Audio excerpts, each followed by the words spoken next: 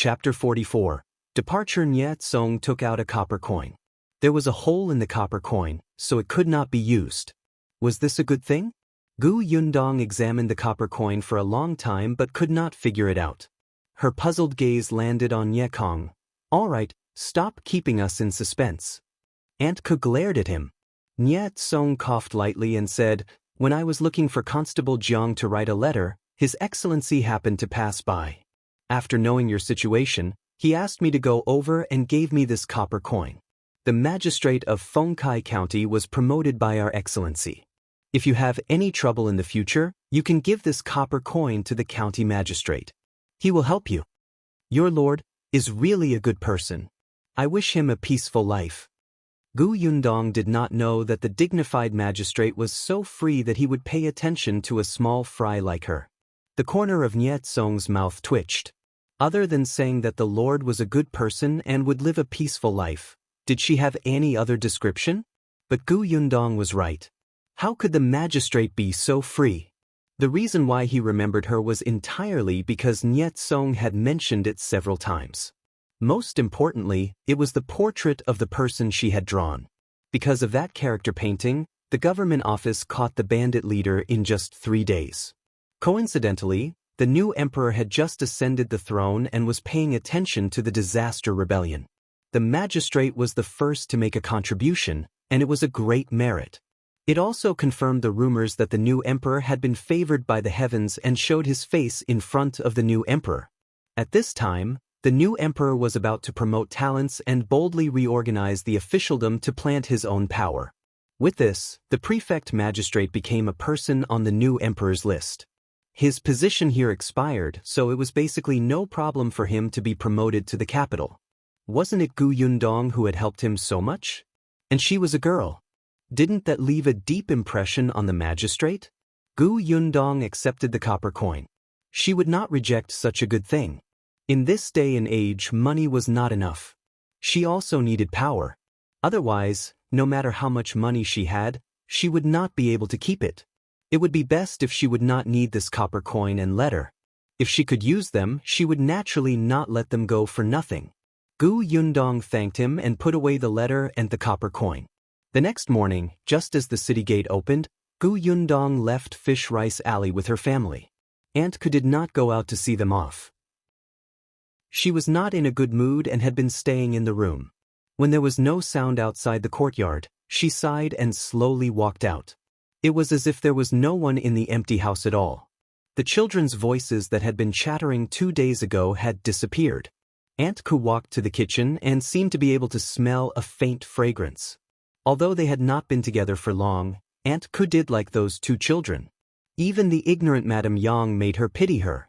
She admired Yundong, who had brought her mother and siblings all the way to Xuanhe Prefecture safely. If this little girl was not a girl, her future achievements would be high. What a pity! Aunt Ku returned to the central room and saw a piece of paper on the table. She picked it up and realized that it was a recipe. On it were 5 or 6 dishes that she had liked to eat recently. This girl? Aunt Ku laughed. At this moment, Yundong had already left the city gate and was riding a carriage to Yongfu village. The carriage was rented. Now that he had money, Yundong would definitely not mistreat herself. It would take 3 days to walk from the prefectural city to Yongfu village. If he rode a fast horse, it would only take 1 day. Chapter 45.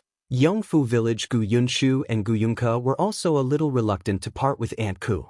When they first got into the carriage, they were still a little tired. After walking out of the city gate for a while, they finally became energetic. The 2 little ones sat in the carriage for the first time. The cushion under their buttocks was soft, and there were doors blocking them on all sides. Once the curtains were lowered, the sun would not be able to reach them, and they would not be able to see them. Eldest sister. Yunshu leaned against the window and looked out for a long time before turning his head.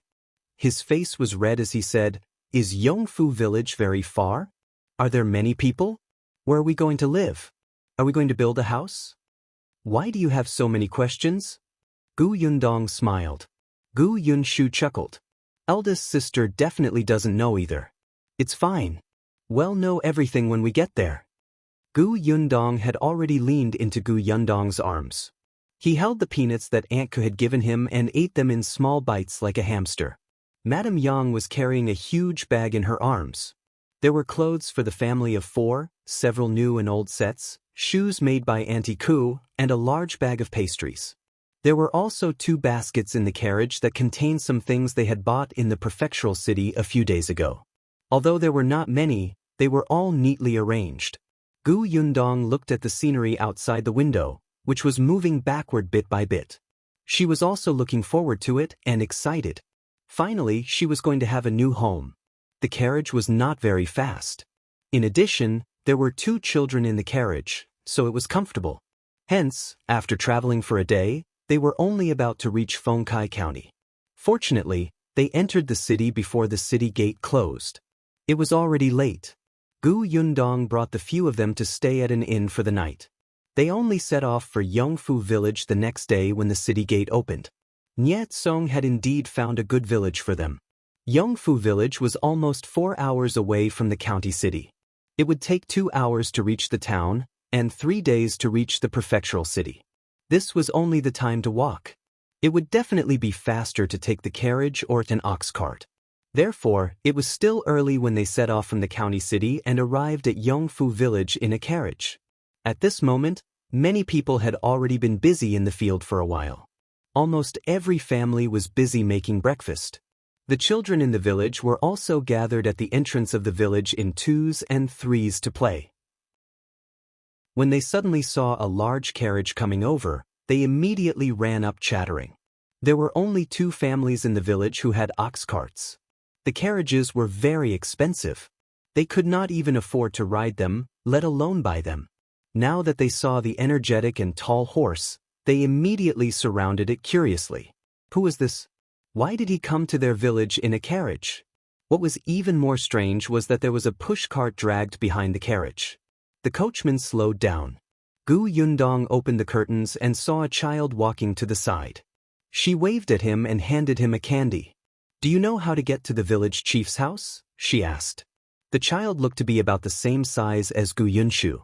When he saw the sweets, his eyes lit up and he was about to drool. Their village was not very rich, so they did not have many chances to eat sweets. Children like them could only have a bite during the new year. He nodded hurriedly. "I know one no. I'll bring you there." He stuffed the candy into his mouth and ran to lead the way. The other children were envious. If they had known earlier, they would have run faster and been the first to speak.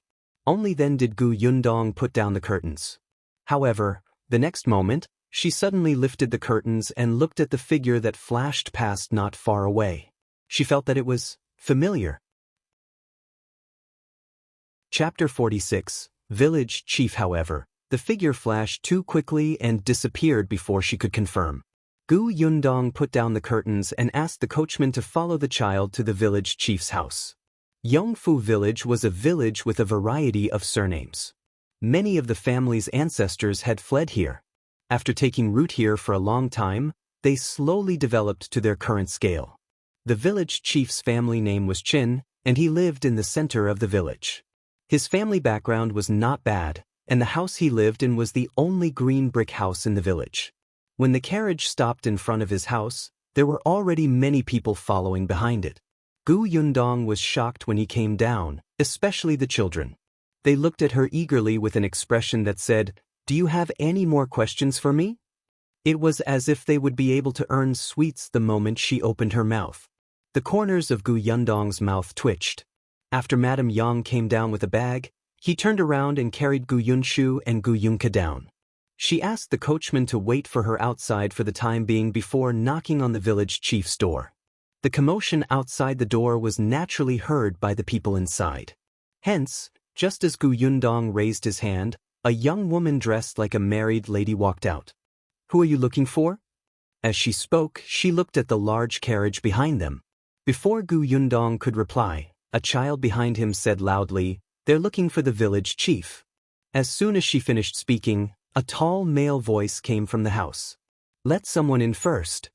The woman moved aside and smiled as she let Gu Yundong in. The moment the door closed, the villagers outside could not see what was going on inside. The village chief's name was Qingyuan. He was about 40 to 50 years old and was very thin. He did not put on any airs and looked quite easy to talk to. Yundong handed over the household registration document. Chen Liang narrowed his eyes and stared at it for a long time before nodding and saying, "The junior officer told me before that 3 families want to settle down here in our village. The other 2 families came over a few days ago. I thought you should be here soon." He looked up at Yundong and Madame Yang, who were standing behind her. He found it strange that the person in charge was such a 13-year-old girl. However, he lowered his head to look at the document and could not help but frown. "The house owner is Gu Dajiang?" "Yes, the owner is my father. It's just that he got separated from us when we were escaping from the wilderness. If he went missing, the government usually thinks that he has already..." Chen Liang stopped mid-sentence. Most people who went missing on the way to escape were dead. There were rules in the government for these things, but the document still wrote Gu Dajiang, which meant that this girl had already talked about the matter in the government. Since that was the case, he would just follow the documents. "All right, I understand." Chen Liang closed the document and began to talk about serious matters. "Since you've settled in our village, you'll be people in the village from now on. Because you were sent by the imperial court, you don't have to buy a homestead. You can get a mu of land according to the number in your family. If you think it's too small, you can buy more." It was because the new emperor was benevolent and gave special treatment to the refugees who were affected this time. However, you can't choose the location of the homestead. There are only 3 in total. Moreover, you came the latest and the other 2 have already chosen. You can go and take a look later. If you feel that the location is not good and want to buy another place, you can tell me. If you're satisfied, then find someone to build the house as soon as possible. It's almost winter. If you don't hurry, it'll be difficult to do. Also, before the house is built, you can stay in the villagers' houses. You have to give them some rent. Of course.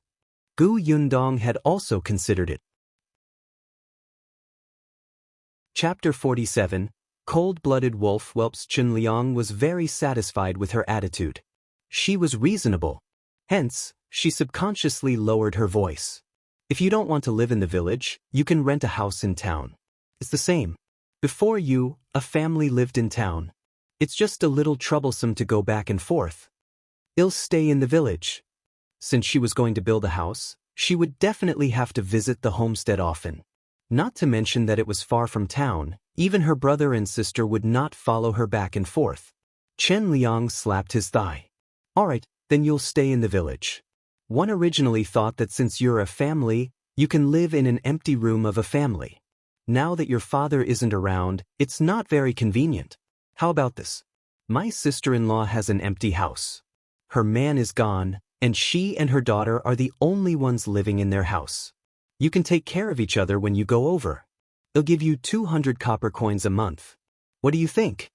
Gu Yundong thought about it. The main reason was that they had too little choice.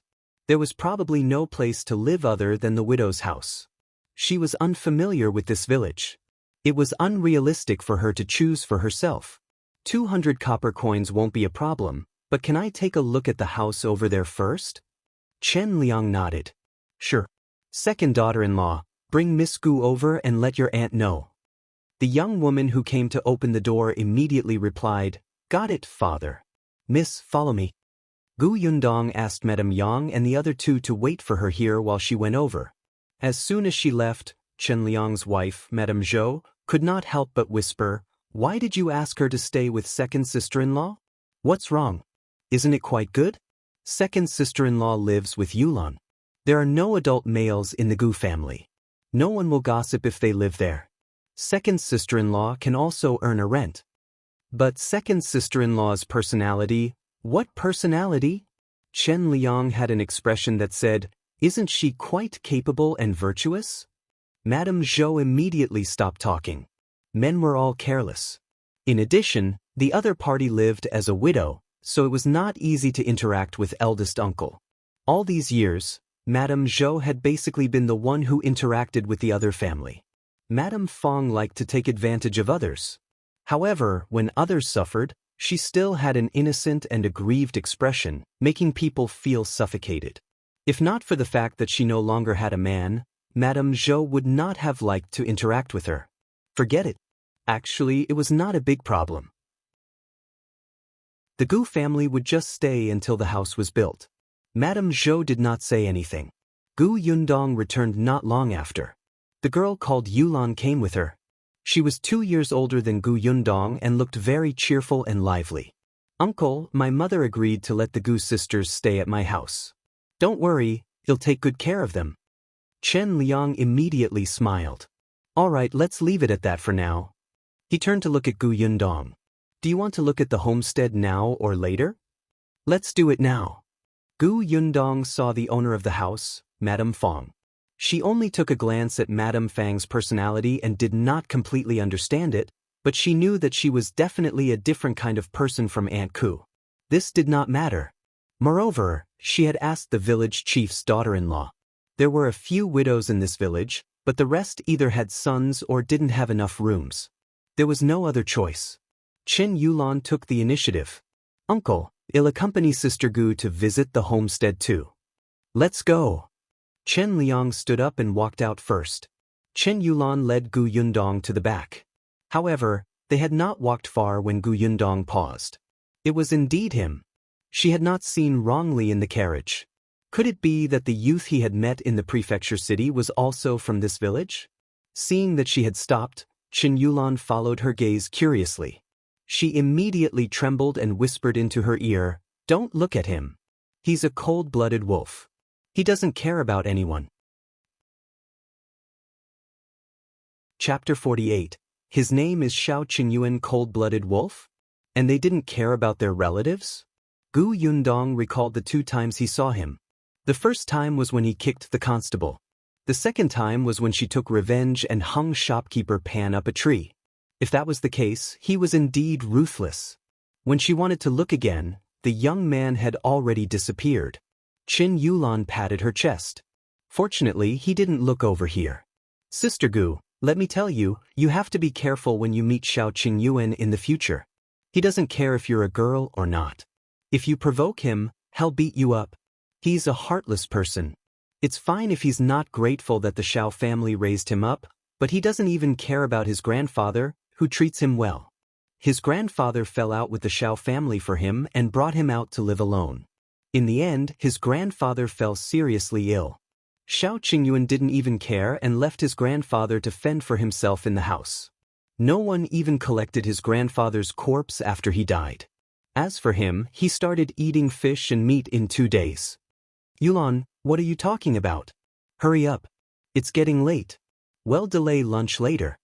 Chen Liang had already walked for quite a distance when he turned around. Gu Yundong was pulled by Chen Yulan and did not move. Chen Yulan quickly kept quiet and pulled Gu Yundong to catch up. Gu Yundong did not quite believe Chen Yulan's words.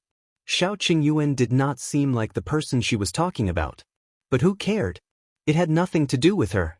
The homestead Chen Liang mentioned was at the end of the village, not far from the foot of the mountain. There was no choice. After all, it was assigned by the higher-ups.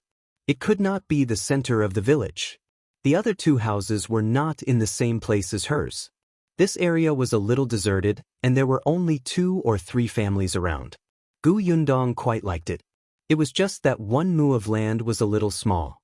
Although it was extremely expensive to buy a house that was 100 square meters in the modern era, and 1 mu of land was more than 600 square meters, Gu Yundong wanted to build a large courtyard here. He could plant some things in the future, and it would be best if everyone had a room.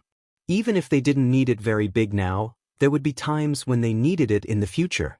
She walked around the homestead before walking up to the village chief and saying, "One want to buy another mu in that direction. How much silver does it cost?"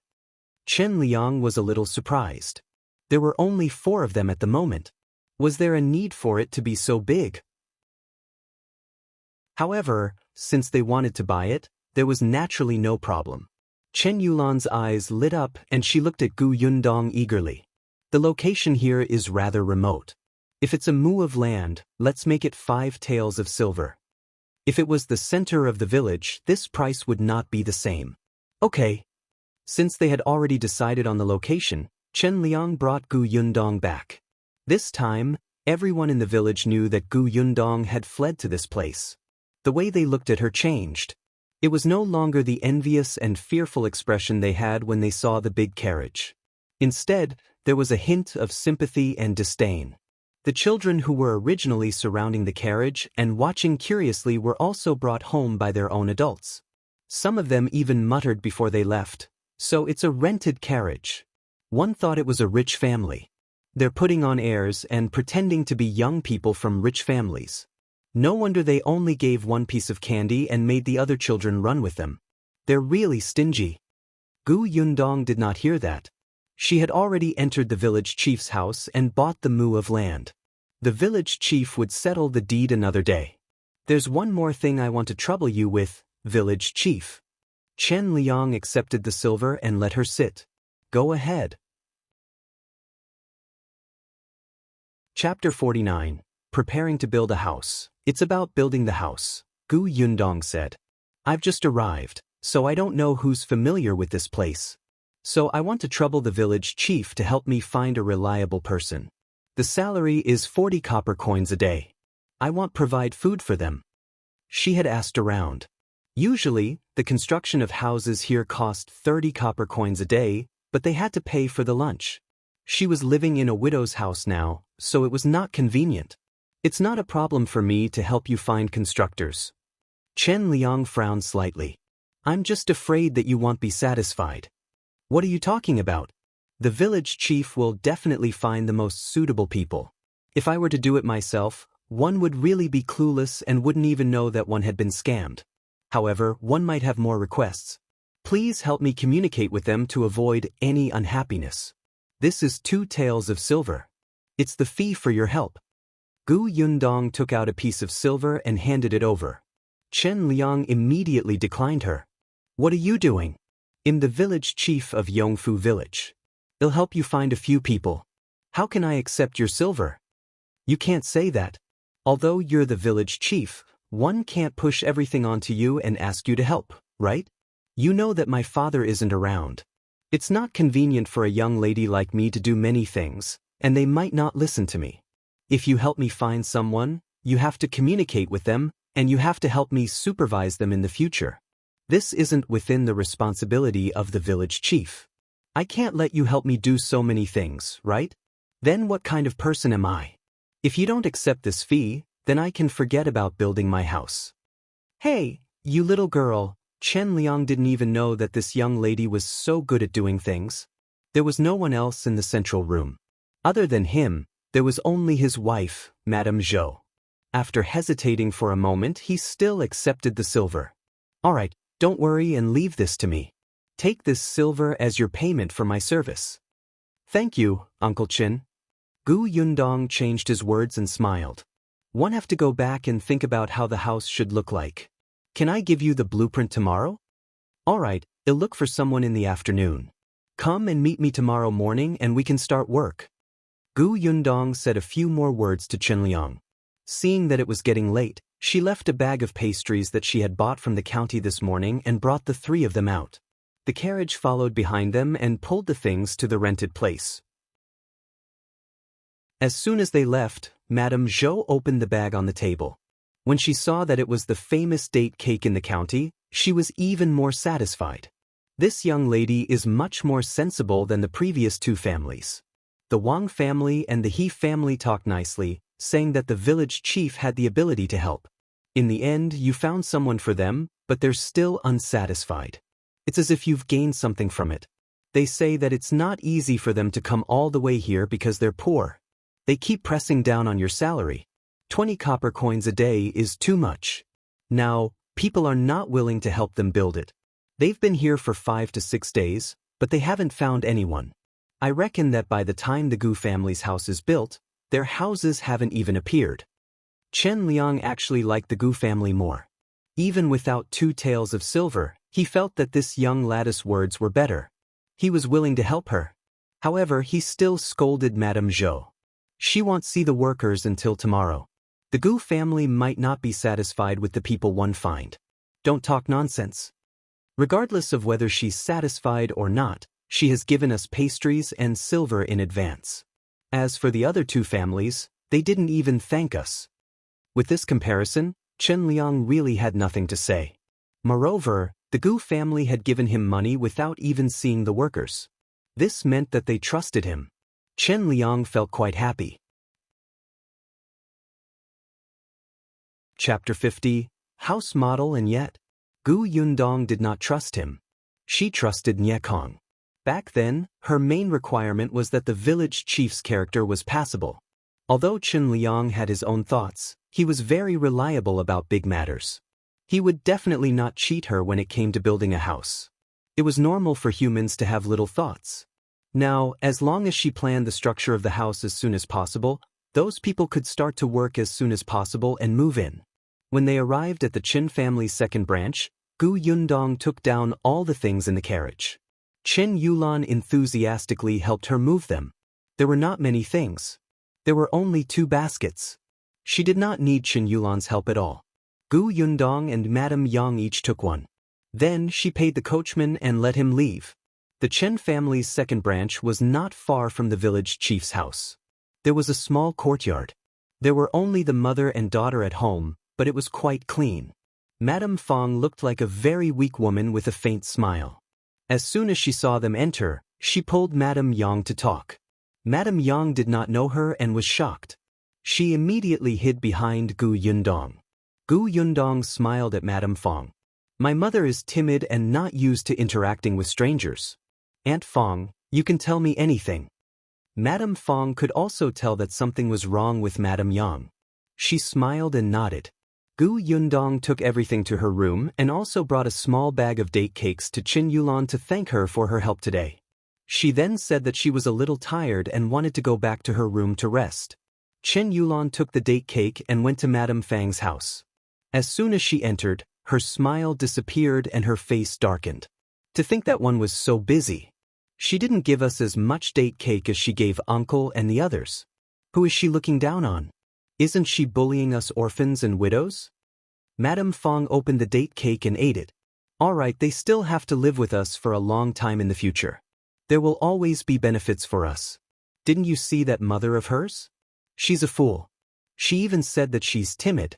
Later, well coaxed that Madame Yang to find some food or other good things for us. I think they must have some family background. By the way, let's not cook tonight. When they cook, we'll say a few good words. She'll be too embarrassed not to invite us to eat. Will she? Why not? They're new here and don't even have any relatives or friends. They don't have any adult men at home either. Wouldn't they have to build a good relationship with our villagers? Besides, your uncle is the village chief. She has to please us. Qin Yulan nodded. Would Gu Yundong know that although she was just giving them some date cakes as a normal favor, those people were not satisfied at all and wanted more? They even planned to take her dinner. They didn't cook lunch. When they came from the county city in the morning, they bought a lot of buns and finished them at noon. Madame Yang and the 2 little ones made the bed and went to take an afternoon nap. Gu Yundong sat at the table, holding a charcoal pencil and paper, and began to draw the layout of the house. She had pictured modern houses in her mind, but here, many aspects were not easy to implement. She could only try to build them as comfortably and conveniently as possible. 1 room for each person, 2 guest rooms, and 2 study rooms. When the house was built and stabilized, she would definitely earn money and send Gu Yunshu to study. Gu Yunshu had learned some words from Gu Dajiang when he was at home. This child had inherited Gu Dajiang's talent. If he studied hard, he would definitely not be bad in the future. Chapter 51. Warmth. Gu Yundong wrote and drew on a piece of paper. According to her preliminary estimation, there would be 7 or 8 rooms. There was also a central room, kitchen, dining room, clean house, and warehouse. There was also a cowshed. That was equivalent to a garage. Even if she could not afford a car now, she would have to need it in the future. The front door led to the courtyard. When the time came, they could plant grapes and dates in the courtyard, build a swing rack, and make a stone table and bench.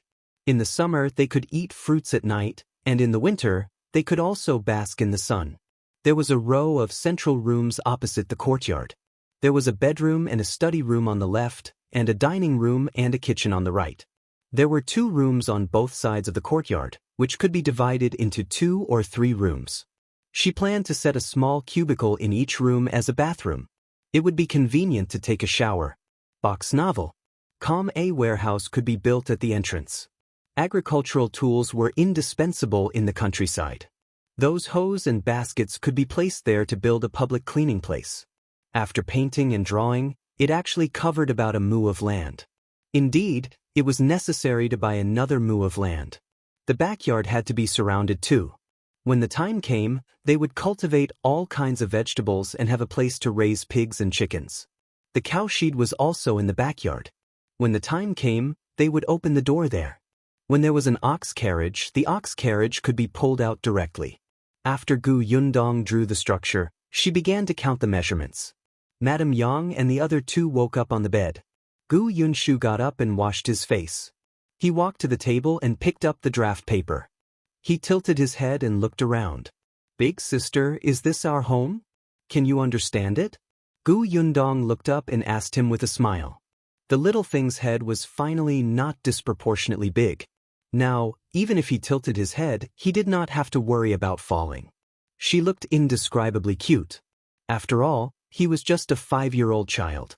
He looked good no matter how one looked at him. Gu Yunshu did not fully understand. He simply sat on the chair and studied the blueprint carefully. Gu Yunka saw it and ran over. The stool was a little high, so she could only climb her pants. I want to see it too. Little sister, be gentler. You're going to take off my pants. I'm so light. If you don't believe me, I'm so thin. I didn't eat much. Gu Yunka was dissatisfied. Her brother had been saying that she ate too much recently and that she would be a fat girl in the future. She didn't even want to like him anymore. Gu Yundong could not help but laugh. He carried Gu Yunka and sat beside Gu Yunshu. The little girl immediately turned her head and said to her, Big sister, I'm light, right? You can even carry me. Yes. You're the lightest among us. Gu Yunshu snorted. Of course, she was the lightest. How heavy could a 3-year-old be? Gu Yunk's little head had already leaned over. She could not understand it. She only saw square black lines and frames. She could not read, and she knew nothing about what was written on it. She raised her confused face and looked at Gu Yunshu.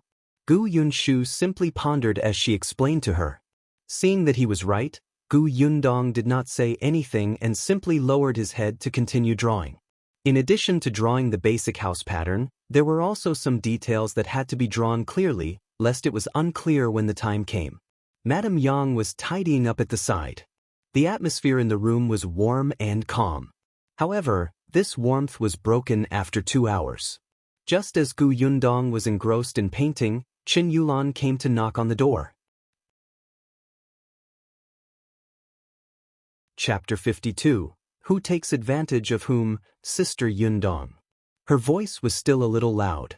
Gu Yundong could not help but frown. He put down his pen in frustration and asked loudly, What's the matter? It's getting late. My mother said that if you want to cook dinner, one should help you. Yes, help her by telling her where to fetch the firewood and water. Gu Yundong looked at the sky. It was already 4 p.m. It was still too early for her. In addition, she had yet to finish painting. If it was any later, the sky would turn dark. Now that there were no electric lights, the oil lamp was too dark, so she had to finish it while the sky was still bright.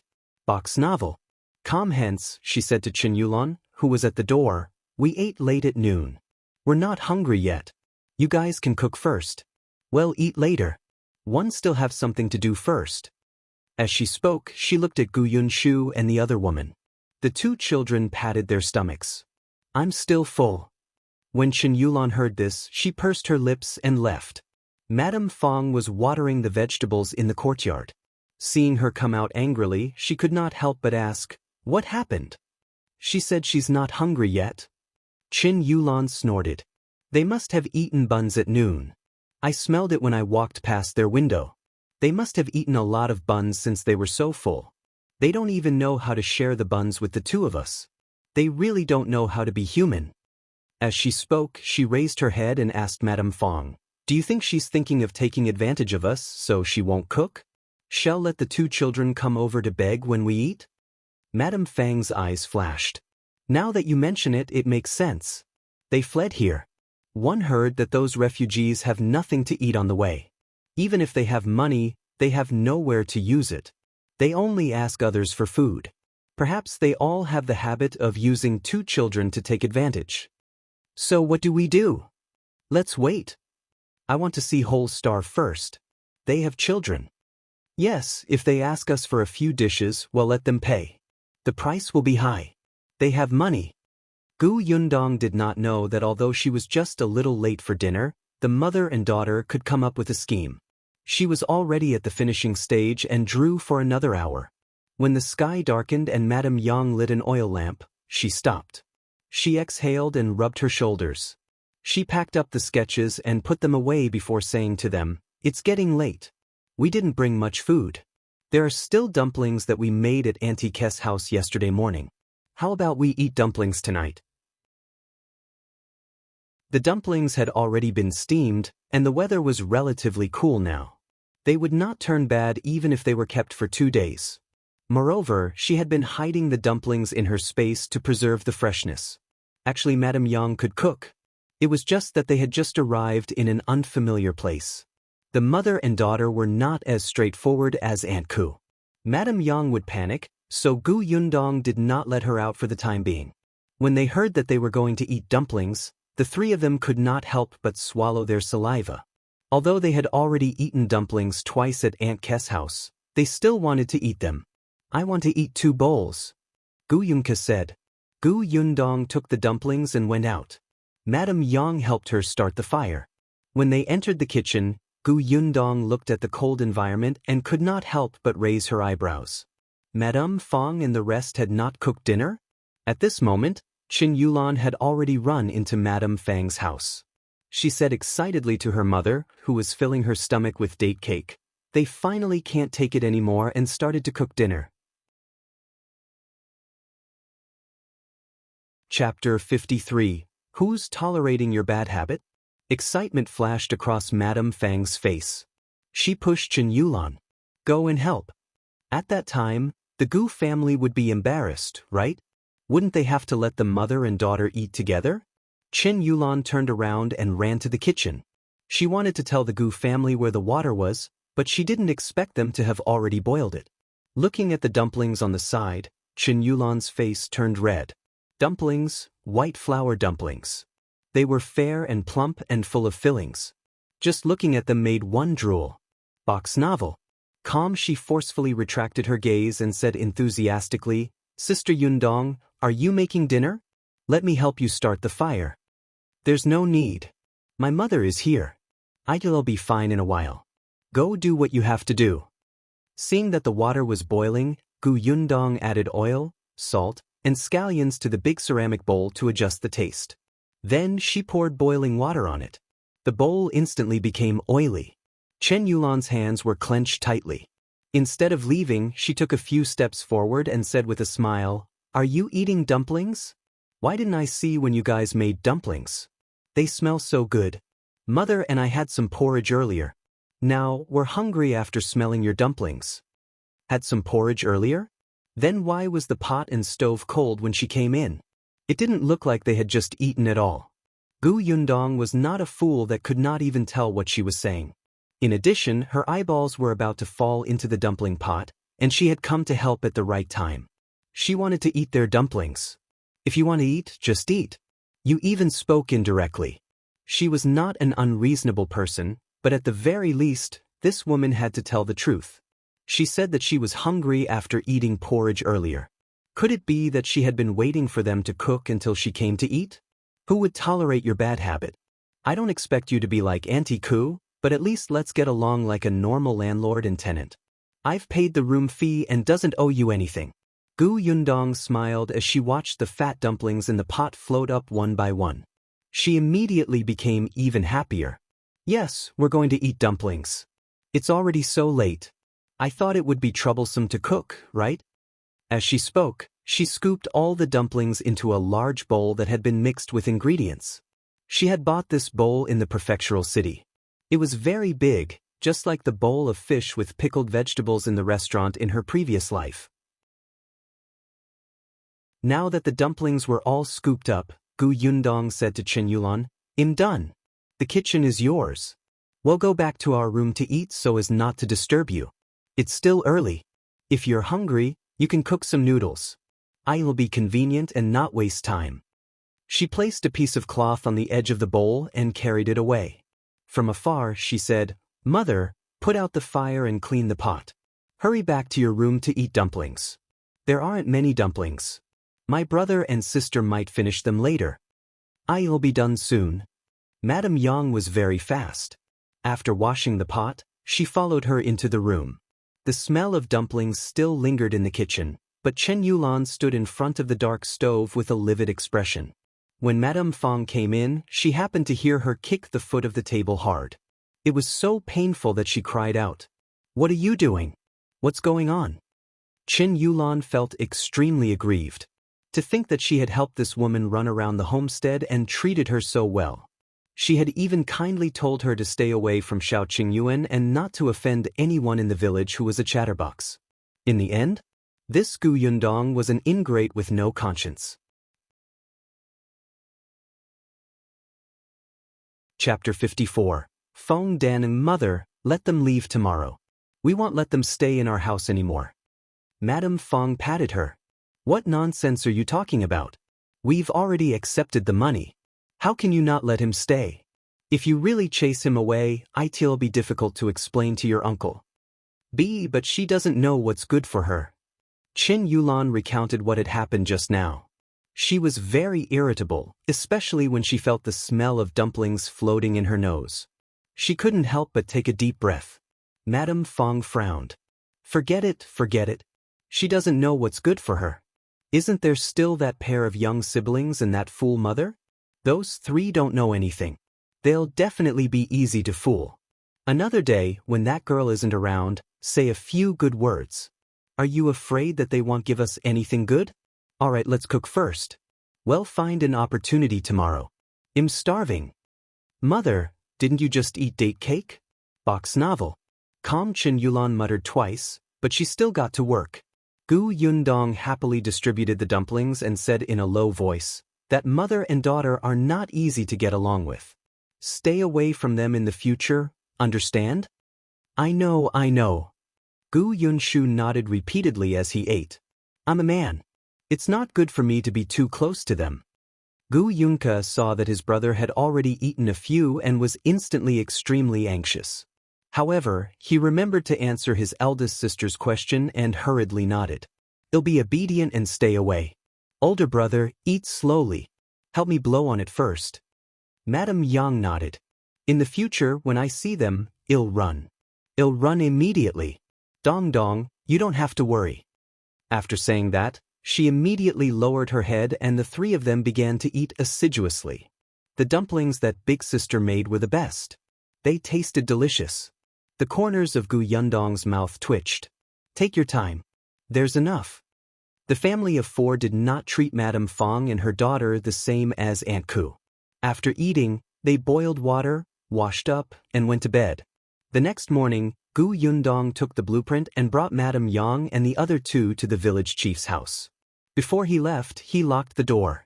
Chen Liang was already waiting for her. Beside him stood a tall and burly middle-aged man. As soon as Gu Yundong entered, he introduced, Yundong, you're here. Come, let me introduce you. This is Feng Danning from our village. Your Uncle Feng. Hello, Uncle Feng. Feng Danning nodded and looked at this family of four. He understood why the village chief said that he would be in charge of this matter. It was indeed inconvenient without an adult man in this family. The house they built would not be very big. However, each person would earn 40 copper coins a day. Could they afford it? Chen Liang patted Feng Danning's arm and said, Your Uncle Feng is an expert in building houses in our area. As long as he's not busy with farming, he will work near us to help people build houses. When he was young, he even stayed in the prefectural city for 2 years. His skills are unparalleled. Uncle Chen's help is naturally the best. I'm not worried. Haha. Chen Liang liked Gu Yundong's words. She was nice. She was not like the girls and women in the village. Not only were they loud, but they also made people's ears hurt. All right, didn't you say yesterday that you would go back and think about how to build a house? Think about it. Then tell your Uncle Feng about it. I've already drawn the blueprint. Uncle Feng, take a look. Gu Yundong unfolded the blueprint in her hand. Feng Danning and Qin Liang were a little surprised and came over to take a look. Chapter 55. Seeing a ghost the next moment, both of them widened their eyes in surprise. This was a blueprint? It was as if a house was clearly displayed in front of them. It was obvious at a glance. Madame Zhou also took a closer look. Even a layman like her felt that this house was really beautiful. Gu Yundong took out 2 more blueprints. The first one was a diagram of the entire house, just like the modern house from a high perspective. The second one was an internal structural diagram with various sizes and the location of the room. The third one was the details of the interior of the room. After looking at the 3 blueprints, both Feng Danning and Qin Liang could not help but swallow hard. Box novel. Yundong, this was drawn by you? Chen Liang found it unbelievable. You studied? You know how to write? There were many words written on it. Gu Yundong nodded. My father can read and write. Taught me. In fact, these 3 drawings were very crude. The main reason was that her time was limited. What exquisite thing could she hand over in just one afternoon? But this was enough. What she wanted to build was not a pavilion or a palace temple. It was just a brick house of a farmer. But even so, Feng Danning couldn't help but look at it again and again. He had been building houses for so many years and had always been dictated or explained to by the hirer. How could there be such a detailed blueprint that gave such a clear and intuitive image? When he was in the prefectural city, he had seen a large stack of drawings when a rich family was building a house. However, he felt that it was different from what he was seeing now. In short, Feng Danning felt that after reading Gu Yundong's blueprint, his mind would immediately picture the appearance of the house. It was too convenient. Uncle Feng, this blueprint only has a rough structure. There are many details that one need Uncle Feng to tell me. If there's anything one need, he'll add it. Alright, come, let's talk about it in detail. Hey, how did you draw this? This door is really beautiful, and the windows are also beautiful. It's quite interesting to have flowers on both sides of the door. The flowers are also lifelike, and what does this semicircle mean? Gu Yundong was speechless. Just as she was holding her forehead, she saw a 6- or 7-year-old child walk in and quietly approach Gu Yunshu. All Shu 111 bring you out to play. This was the village chief's grandson, Niu Dan. His real name was Qingyuan. He had already met Gu Yunshu yesterday. When Gu Yundong went to visit the homestead, the 2 children were chatting quite happily. Gu Yundong thought that she would be very busy from now on. The 2 children would also be very bored by her side, so she nodded and let Gu Yunshu go. She only reminded him to take good care of Gu Yunka. Unexpectedly, the little girl shook her head firmly with her arms crossed. I want to talk to older brother today. Who asked older brother to call her fat girl this morning? Gu Yundong could not help but laugh. Niu Dan dragged Gu Yunshu away. As soon as he went out, Gu Yunshu asked Niu Dan to bring him to the homestead at the foot of the mountain to take a look. He did not have time to look at it yesterday. Niu Dan familiarly led him to the place. In the future, if your family is here, it will be easy to go up the mountain. Let me tell you, there are rabbits and pheasants on our mountain. Last time, my brother caught 2 pheasants and roasted them. Unfortunately, I couldn't catch them. My sister is very powerful. She will definitely be able to catch them. Then the next time your eldest sister catches them, he'll go to your house to eat. Okay. Hey, isn't this the young master from yesterday? Just as the 2 of them were fantasizing about the future, they heard a discordant voice behind them. They turned around and saw 4 or 5 children in their teens standing behind them. One of them pointed at Gu Yunshu and said, Hey, you have candy on you, right? Take it out for us to eat. Hurry up. Was this person a bandit? Big sister had said that one had to be as cold and heartless as the autumn wind sweeping away fallen leaves when dealing with bandits.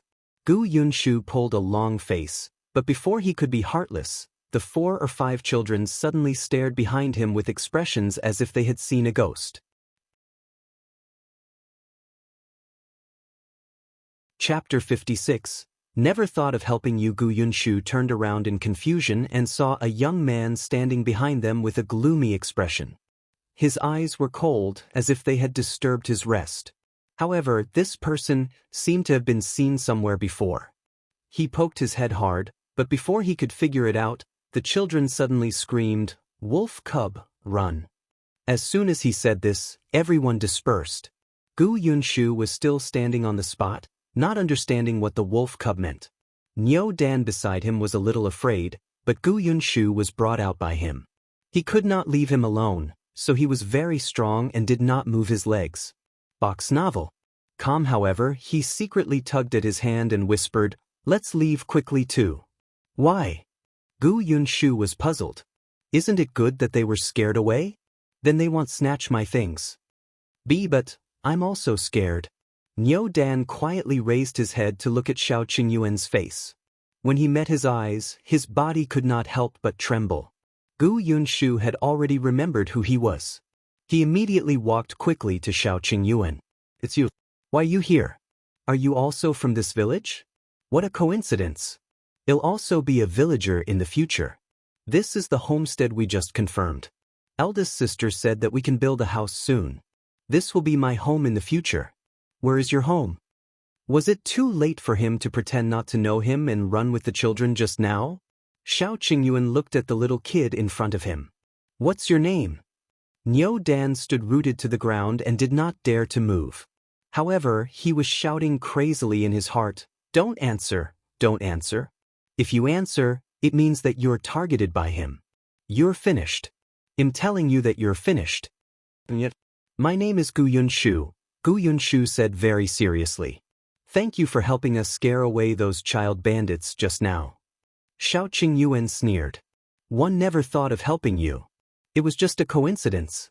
Although you might not have thought about it, it was indeed because of you that they ran away and didn't find trouble with me. One was the one who benefited. My eldest sister said that this is considered, well, indirect help." "Indirect help?" Shao Qingyuan was deep in thought. Last time in the prefecture capital, the 2 constables had also seen the girl, so they did not cause trouble for him. It was especially similar to the current situation. Shao Qingyuan did not say anything else and turned to leave. Gu Yunshu still wanted to follow him and chat with him. He had just taken a step when he was pulled back by Niu Dan. He called out to him softly and firmly, "Come back." Gu Yunshu was only a little slower, but Shao Qingyuan had already turned the intersection in large strides and disappeared. Gu Yunshu was very regretful. "Why are you holding me back? I haven't finished speaking." "You know him?" Speaking of this, Gu Yunshu was a little excited. "You don't know. Last time I saw him kick out like this. He directly knocked over a constable." Hiss. Niu Dan sucked in a cold breath. He actually dared to hit the constable? As expected, a wolf cub is indeed a wolf cub. A wolf cub? Why do you all call him a wolf cub? And you all look very afraid of him. Isn't he quite handsome? Could it be that these people had a problem with their aesthetic taste, as eldest sister had said? Then what should he do? He thought that he was quite handsome. Would the people here think that he was ugly? Chapter 57. Shao Qingyuan teaches the brats a lesson. Gu Yunshu touched his little face. Niu Dan had already pulled him back. As he walked, he explained to him, "In the beginning, the adults called him a wolf cub. I don't understand why. I asked my mother and grandmother, but they just told me not to ask." Speaking of this, he was a little dissatisfied. Everyone treated him as a brat. He was already 7 years old, okay? I'm afraid of him because, speaking of this, Niu Dan couldn't help but shiver. "Once, I saw him with my own eyes. I saw him throw Godan into the water." "Oh." Gu Yunshu was stunned. "Who is Godan?" Was that the main point? That was obviously not the case. Box novel. Qingyuan was a little resentful, but with his interruption, the fear in his heart decreased a lot. Go Dan is the son of the Gao family at the village entrance. He's the same age as me. Once, he scolded the wolf cub and asked the big dog at home to bite him. He said that he would let the wolf cub compete with the dog to see who was stronger. In the end, the big dog was injured by a kick and Go Dan was thrown into the river. When Go Dan couldn't breathe, this guy went down to save him. When Go Dan recovered, he threw him into the water and waited for Go Dan family to come. He had seen it with his own eyes. Go Dan went home later and fell seriously ill. From then on, he avoided Shao Qingyuan and did not dare to provoke him anymore. The news spread like wildfire. The Gao family refused to let Shao Qingyuan off just like that. They even came to his grandfather to seek justice for them and chase Shao Qingyuan out of Yongfu village. Later on, Shao Qingyuan said that if they dared to cause trouble for him again, he would set the Gao family on fire. Shao Qingyuan had always been a man of his word. The Gao family was also afraid that he would really do something. After all, he had nothing to worry about. There was no need for him to sacrifice the lives of his entire family. In short, this matter was left unsettled in the end. However, from then on, whenever children saw Shao Qingyuan, they would run as far as they could. Don't you think this person is scary? Niu Dan said to Gu Yunshu, in the future, you have to walk further away when you see him. He won't even let a child off. Gu Yunshu was conflicted. Wasn't it Go Dan who did bad things first? It's normal for him to be taught a lesson. My elder sister said that no matter if it's an old man or a child, if their hearts are bad, they're bad people. Why can't you hit them? What if that Go Dan lets the dog bite you? Niu Dan blinked. I must be very angry and want revenge. In that case, the wolf cubs were not wrong? Why did it feel strange? Before he could figure it out, the two of them had already walked to the door of the house.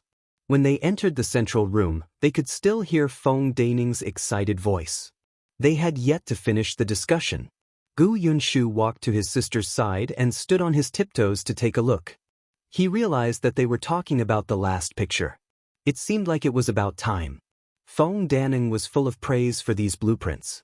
With this, I know what to do. You've also added what I just said that needed your attention just now.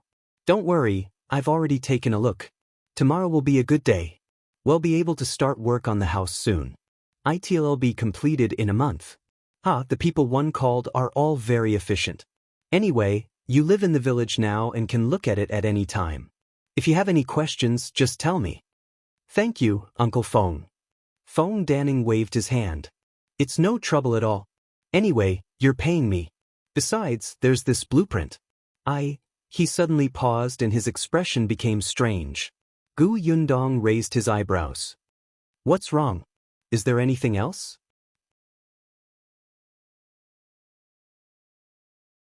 Chapter 58. Let me say the ugly things first. Feng Daning coughed lightly and looked a little embarrassed. He said in a low voice, I was too happy just now and didn't pay attention. I didn't consider your situation. Your house is good, but it will cost a lot of money to build. Gu Yundong was stunned for a moment before he smiled. No. You can build it first. You don't have to worry about money. In the countryside, a family of 4 or 5 would usually only need more than 20 taels of silver to build a slightly better house. But Gu Yundong wanted a green brick tiled house, and there were many requirements. The renovation alone was different from the village chief's green brick tiled house. The labor fee was not low, and the area was quite large, so it could not be built without 70 to 80 taels. Gu Yundong's budget was 100 taels. Even if she did not have it now, it would take at least a month to build a house. During this period of time, she could always think of a way to earn some money. Box novel. If she really could not earn it, she could postpone buying the furniture inside and lay the bricks on the ground later. At the moment, she still had more than 60 taels of silver on hand, which was enough. Hearing her say this, Feng Daning was relieved. It seemed that the Gu family was indeed wealthy. Otherwise, her father would not have been able to read, right? Gu Yundong discussed the ingredients with Feng Daning again. Madame Zhou had already called them for lunch. Madame Zhou had brought Madame Yang along with her to cook. Yesterday, Gu Yundong had given Qingyuan silver so that Madame Zhou had a good impression of her. It did not cost much to have a meal. Besides, they had not finished talking. After eating, she gave Gu Yundong a big basket of vegetables to bring back. Poor Madame Fong and her daughter. They were still waiting for Gu Yundong to go home and buy the vegetables in their field. Gu Yundong looked at the basket that was enough for her family to eat for 2 days. He raised his eyebrows and smiled at Madame Zhou. "Aunt, are you afraid that I won't have any vegetables to eat?" Madame Zhou was stunned and immediately felt a little awkward. "I was just afraid that you've just arrived and didn't prepare anything. You don't have a vegetable field. These were all planted by my family. There's a lot of them. It's not troublesome." Gu Yundong accepted the vegetables. Chen Liang and his wife were not bad. However, there were some things that had to be made clear. "I know even if Auntie doesn't say it. You're afraid that Auntie Fong and I will have a problem, right?" Madame Zhou was a little surprised. It had only been a night, but the Gu family already knew what kind of person Madame Fong was. "Let me tell you the truth. It hasn't been easy for second brother's wife to raise their daughter alone all these years. They've suffered a lot, so it's inevitable that they're a little stubborn. It's not a big problem. After all, your Uncle Chen is a man. It's not easy for him to get too close to this sister-in-law, and he doesn't know what she's like now. Back then, when he arranged for your family to live there, it was because there was really no other suitable family. Secondly, he wanted to take care of the mother and daughter and let them earn a few copper coins." Gu Yundong nodded. "One no, but I'll make it clear to Andy first. If others treat me well, I'll return the favor, but if they scheme against me, one won't be polite either." After saying that, she nodded at Madame Zhou and turned to leave with the basket. Madame Zhou sighed. She had thought that Gu Yundong was easy to talk to, but now it seemed that she was not someone who could be taken advantage of. Everything else was fine, but she was afraid that if the two of them really fought, it would be her man who would be in a difficult position. Madame Zhou shook her head and went back to tell Chen Liang this. It could be considered a warning in advance. On the other side, when Gu Yundong brought the 3 of them home, she was surprised to see a man standing in the courtyard. When the man saw them, he was only stunned for a moment before nodding in greeting.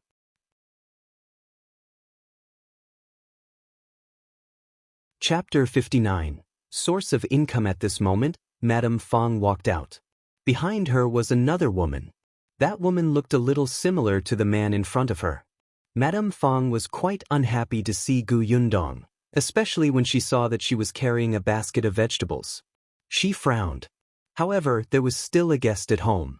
She still had a smile on her face and introduced, "This is the Gu family that I told you about, who are staying at my house for the time being. They don't have any adult men, so it's convenient for them to stay at our house.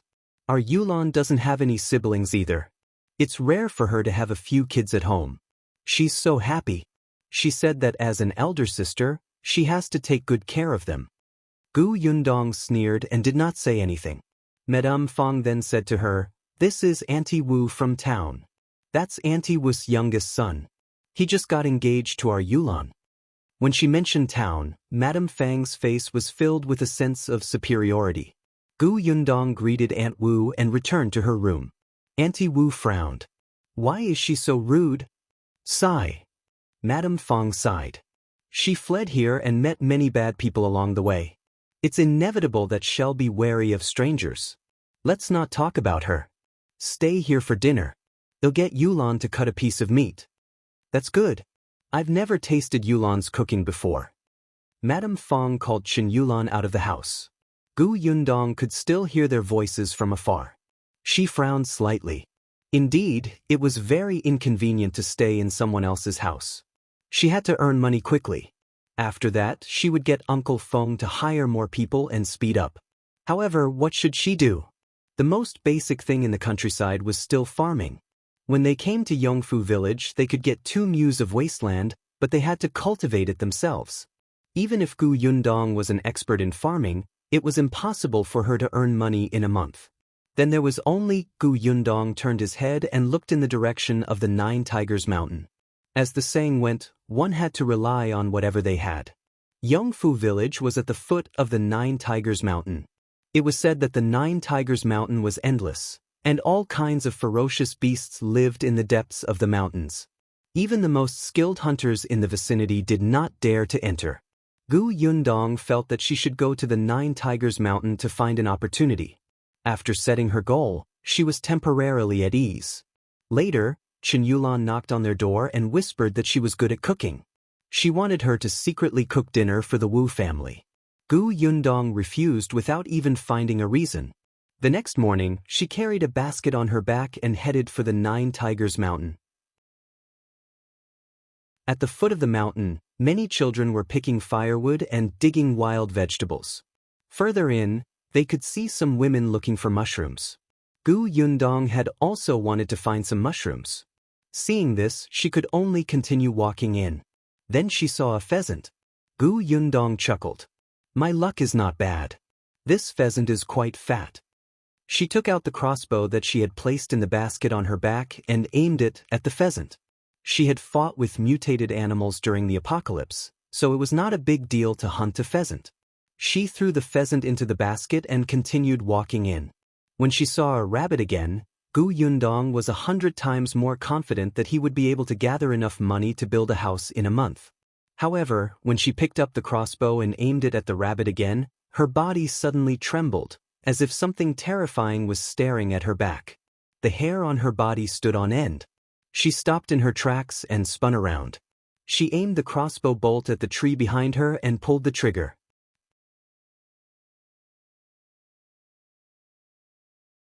Chapter 60, targeted by Shao Qingyuan. However, in the next moment, her eyes widened. The arrow suddenly turned in another direction, and with a swish, the arrowhead finally nailed into another tree. Gu Yundong heaved a sigh of relief and looked up at the man squatting on the tree. What are you doing here? If she hadn't reacted quickly, the arrow would have pierced through his head. Why didn't you say anything? I almost injured you by accident. Shao Qingyuan's gaze landed on the crossbow in her hand. He quickly retracted his gaze and looked at the girl's face again. He did not say anything. Gu Yundong raised her eyebrows and said, Yesterday, my brother came back and said that you saved him and did not let anyone bully him. Thank you. Shao Qingyuan still did not speak. He squatted on the tree and did not move. This time, Gu Yundong finally understood why people called him a wolf cub. This person looked at people like a wolf with a glint in his eyes. It was as if in his eyes, you were prey with nowhere to run. He did not speak, and Gu Yundong would not ask for a rebuff. She nodded and continued walking. After that delay just now, the rabbit had already disappeared. Only when Gu Yundong's figure gradually disappeared into the distance did Shao Qingyuan jump down from the tree. Gu Yundong was not very familiar with the Nine Tigers Mountain and did not have much hunting experience. After the apocalypse, animals had all mutated, so their habits and footprints were naturally different. Moreover, fighting mutated animals was basically a teamwork, and others were responsible for determining the direction. Therefore, she could not rely on the traces of animals on the road to determine which side had prey. She could only rely on her senses. However, after walking for a while, she felt a rustling sound behind her, as if someone was following her. As expected, when she turned around, she saw Shao Qingyuan walking over. Gu Yundong stood still and asked him, Are you going up the mountain for hunting too? If you're going this way, I'll change my route. Seeing that he was silent, Gu Yundong took it as a tacit agreement and turned to walk to the other side. Unexpectedly, after taking a few steps, Shao Qingyuan's voice came from behind. There's a wild boar cave not far ahead. Gu Yundong's eyes lit up. Wild boar? That was a big one. She would definitely earn a lot of silver if she sold it. Wait, a wild boar cave. There should be more than a wild boar inside. Her small arms and legs were not good enough. Moreover, she was not familiar with the terrain and was not confident. It was a little regretful, but Gu Yundong still turned her head and said to Shao Qingyu, So you're here to tell me that there's danger over there. Thank you. This person was not like the wolf cub that others said. Look, he helped her brother yesterday and came to warn her today. Wasn't that quite a heartwarming action? It was probably because he didn't speak much that people misunderstood. No. Shao Qingyuan looked at her steadily. I can't handle it alone. I want to work with you. The crossbow in your hand is quite useful. It should be able to help. Gu Yundong almost choked on her own saliva. So she was the one who had misunderstood. I have a way to sell wild boars. Well, split the money, Shao Qingyuan said. Gu Yundong was very tempted. Wild boars seemed to be able to seduce people. They swayed in front of her, making her lose interest in small shrimps like pheasants in the basket. She pursed her lips and lowered her head to think about it. Shao Qingyuan looked at the top of her head and smiled faintly.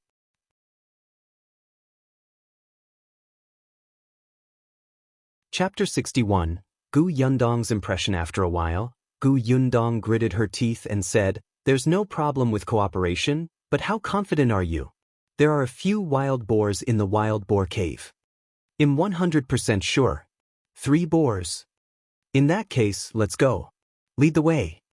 Gu Yundong was eager to give it a try. There were 3 wild boars. She would earn a lot of money if she sold them. Shao Qingyuan nodded and walked forward. Gu Yundong followed behind at a moderate distance. With Shao Qingyuan leading the way and cutting down the weeds along the way, Gu Yundong walked exceptionally smoothly. Moreover, Shao Qingyuan did not walk fast. He maintained a certain distance from her. In fact, this person was quite careful. After walking for a while, just as Gu Yundong thought that the two of them would reach their destination in silence, Shao Qingyuan suddenly stopped. When she approached, he pursed his lips slightly and asked, Aren't you afraid of me? Gu Yundong was stunned. Why should one be afraid of you? You should have heard the rumors in the village. She still spoke to him even after hearing the rumors. There was no fear in her eyes, nor did she tell her brother to stay away from him. She even dared to enter the mountains alone to hunt wild boars with him. She was even bolder than he had imagined. Gu Yundong suddenly understood. You mean everyone says that you're an ungrateful wolf cub? She felt that he was indeed a wolf cub. As for not being grateful, that was debatable. Actually, Gu Yundong did not quite believe it. Shao Qingyuan was speechless. She dared to be so straightforward in front of him. Wasn't she afraid that he would be angry and attack her? This was a mountain where there was not even a ghost. Gu Yundong walked forward slowly. Sigh, she still hoped that he could walk in front of him. It was too convenient for someone to open a path for her. However, he had the intention to chat, so she couldn't rush him. It was better to answer quickly so that she could follow behind. I heard it from others. Perhaps one met you earlier than I heard the rumors and had some preconceived impressions. Shao Qingyuan was stunned. What impressions? He was inexplicably nervous when he asked this question. You repay kindness with kindness and grudge with grudge. He was very similar to her, so Gu Yundong naturally had a good impression of him. Hadn't she once been thought to be cold, unreasonable, and unlikable? Was she even a jinx? Shao Qingyuan suddenly stopped in his tracks. Repay kindness with kindness? It turned out that she had such a high evaluation of him. Back then, when they first met, he had been hitting people. Not to mention the time when he dealt with shopkeeper Pan, he had kicked the constable without a word. When ordinary women saw him, they would probably think that this kind of person did not know the immensity of heaven and earth. He was no different from a hooligan who was unruly. She should not have a good impression of him. Why did you stop? Gu Yundong took a few steps forward and happened to see a fork in the road. She did not know which way to go. She turned around and saw that he was still standing there. Shao Qingyuan raised his head and looked at her deeply before striding over. Left. Gu Yundong took the opportunity to say, It's better if you lead the way. I'm not familiar with this place. She finally found an opportunity to follow behind. Shao Qingyuan lowered his head slightly. All right. Gu Yundong did not see it. There seemed to be a sparkle in his lowered eyes.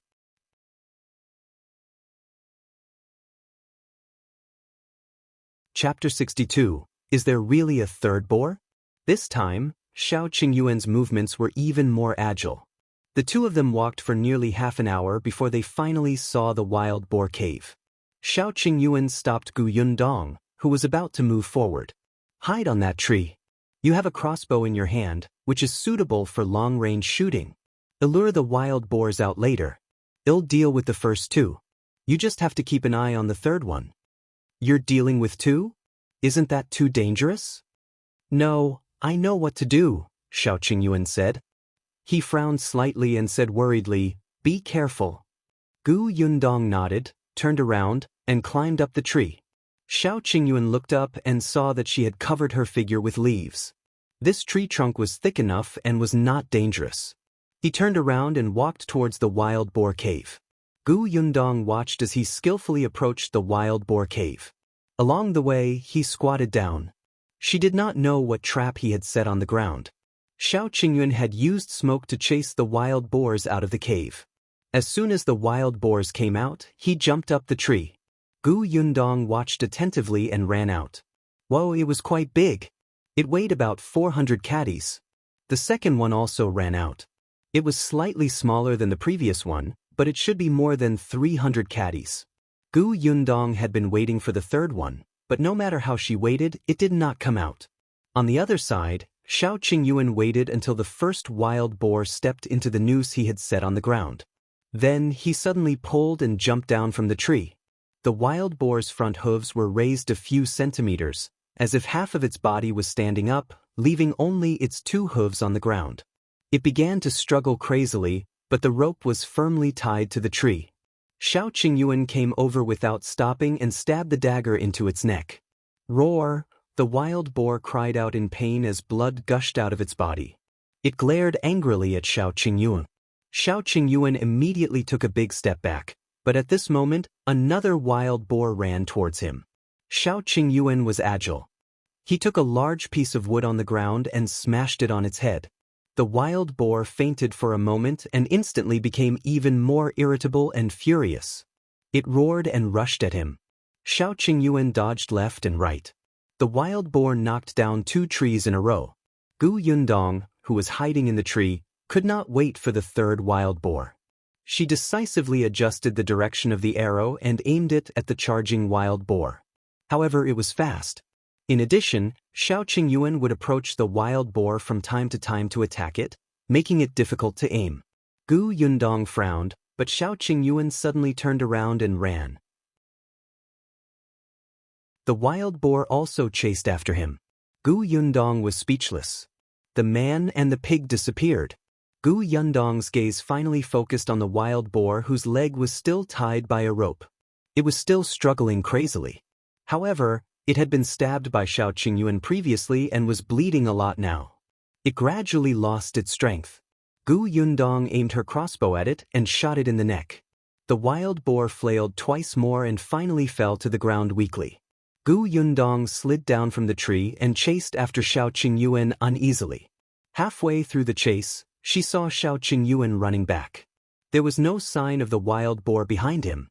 His body was stained with blood. It was unknown if it was his or the wild boar's. Are you hurt? Shao Qingyuan shook his head.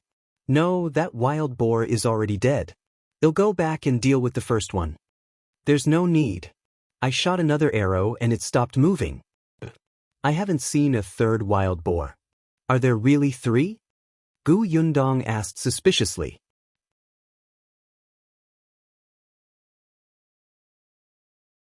Chapter 63. She's very sharp. Shao Qingyuan nodded affirmatively. There are 3 of them. One of them might not be in the wild boar cave. Let's get these 2 down the mountain first, lest the smell of blood attracts other wild beasts. She was really sharp. Yes, hurry up. Gu Yundong could not be bothered to ask anything else and immediately followed him back to the entrance of the wild boar cave. Shao Qingyuan dragged out a raft from the grass. The first wild boar weighed more than 200 kilograms. Gu Yundong was quite strong now, but she was certain that she could not withstand half the weight of the wild boar. It was a pity that she had Shao Qingyuan by her side. Otherwise, she could have easily put the wild boar into her spatial storage. Shao Qingyuan was strong. Gu Yundong helped him. He forced the wild boar onto the raft and dragged it down the mountain. The other wild boar was a little further away. It was not easy to place it on the raft, so he could only pull this one to the foot of the mountain first. Shao Qingyuan was very familiar with this place. He returned much faster than when he came. When he reached the foot of the mountain, he found a place where no one passed by. He asked Gu Yundong to guard the dead boar here while he dragged the other one. When Shao Qingyuan brought the wild boar over again, his body was drenched in sweat. He wiped it casually and said to Gu Yundong, "If such big wild boars are sent to town, we can only sell one at most. The price will be higher if we send it to the county. Are you going?" Gu Yundong looked at the 2 wild boars. It was all right to go to town, but it would take too much time to go to the county. She still could not let go of the 3 children at home. With this round trip and the time spent selling wild boars, she would probably be back at night. Moreover, to be honest, these 2 wild boars were killed by Shao Qingyuan. She felt a little guilty about taking the money from selling the wild boars. That was not right. She had at least helped him drag the raft and guard the wild boar, right? That was hard work. How could she push the hard work money away? After some thought, she handed the pheasant in the basket to Shao Qingyuan. "I won't go to the county. Help me sell this pheasant." "Okay." Shao Qingyuan did not say anything else. He took the pheasant and let Gu Yundong go back first. Gu Yundong was still a little worried. How was he going to send these 2 wild boars to the county? Her space was useless. She was so tired. Gu Yundong sighed and returned home. Only then did he realize that Madame Fang and her daughter were not around. Gu Yunshu said, "Auntie Fang's nephew is getting married." They went to the wedding banquet. Auntie Fang also said that she would only be back in 2 days. She asked us to help feed the chickens and pigs. Aunt Fang raised 3 chickens and a pig. She usually caught worms to feed the chickens and went to pick pig grass. Oh, this was acting first and reporting later. Gu Yundong sneered. "Yunshu, go to the village chief's house and tell Aunt Zhou." "Hee, I've already spoken to her," Gu Yunshu said smugly. Actually, if Aunt Fang had said it nicely, he would not have minded helping. In the past, when he was in the Gu family, he had often gone out to gather pig grass. He could do these things. However, Auntie Fang's words made people dislike her. It was as if she was not asking them for help at all, but ordering them. Under Gu Yundong's influence during this period of time, Gu Yunshu would not give in to such people. Gu Yundong patted his head in satisfaction. She turned around and saw that Aunt Fang and Chen Yulan had locked the door. The kitchen utensils were all sealed. Even the eggs in the urn had been moved away. She could not help but sneer. They were guarding against them like thieves, but they actually wanted their help?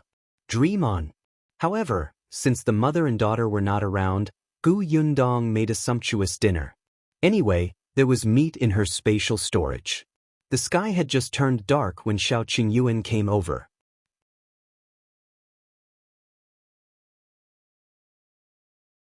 Chapter 64. 80 Taels of Silver. Gu Yundong went up to him expectantly. "Did you sell them all?" The 2 of them stood at the kitchen door. There was a shadow under the roof. If one did not look carefully, they would not be able to see the 2 of them standing here. Shao Qingyuan took out silver ingots. The 2 wild boars were sold for a total of 80 taels of silver. The price of the county's domestic pigs is 18 copper coins a catty. The wild boar is much more expensive, 80 copper coins. The smaller wild boar is 330 catties. I sold it to the restaurant. The shopkeeper knows me there. Including the pheasant, I asked for 30 taels of silver. The big one was fancied by a rich young master.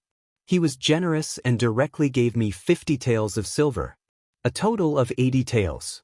Here is the 40 taels you deserve. Take it. Gu Yundong knew that wild boars were expensive, but she did not expect to earn 40 taels in one go. No. Wasn't it inappropriate to take 40 taels of silver from him? She stared at the silver ingot and tried her best to restrain herself. She said very politely, "You were the one who killed the 2 wild boars. I just helped. Besides, you were the one who paid the villagers to pull the wild boars to the county city. It's enough for me to take the hard work money." She had heard in the afternoon that Shao Qingyuan had called a few strong laborers from the village to help pull the wild boars over. Of course, he had to pay. His reputation in the village was really not good. If these people did not want money, they would not have any contact with him. However, when the two huge wild boars were pulled down the mountain, it still caused a commotion in the village. Many people wanted to go up and say a few words, but they were afraid of him. They could only follow the cart that contained the wild boars for a long time. They turned around and discussed in the village with relish. They were all guessing how much this wild boar could be sold for. Shao Qingyuan looked at her glowing eyes and laughed secretly. She clearly wanted the silver. Back then we agreed to split it equally. The salary is only 1 tael of silver. You gave me a pheasant, so we're even. Take the silver. I don't want to be a person who goes back on my word. Gu Yundong nodded solemnly. In order to prevent you from becoming a despicable person who goes back on your word, I'll accept this silver. Shao Qingyuan was speechless. So I have to thank you? Gu Yundong hugged the money, and she was overjoyed. It would be better to have more gentlemen like Shao Qingyuan in the future. They could still work together in the future. How was this a wolf cub? It was obvious that he was a good person. Now that she had the money to build a house, Gu Yundong was happy. She asked casually, "You just came back from the county? Have you eaten dinner?" "No." Gu Yundong replied with an "oh," and did not seem to hear what he said at all. It was only when he turned around and entered the kitchen that she suddenly came back to her senses and looked at his back in surprise. What are you doing? Didn't you want me to stay for dinner?" Shao Qingyuan had an expression that said, "If not, why did you ask me if I had eaten?" Gu Yundong looked at him and then at the silver in his arms. He said affirmatively, "Of course. You worked so hard.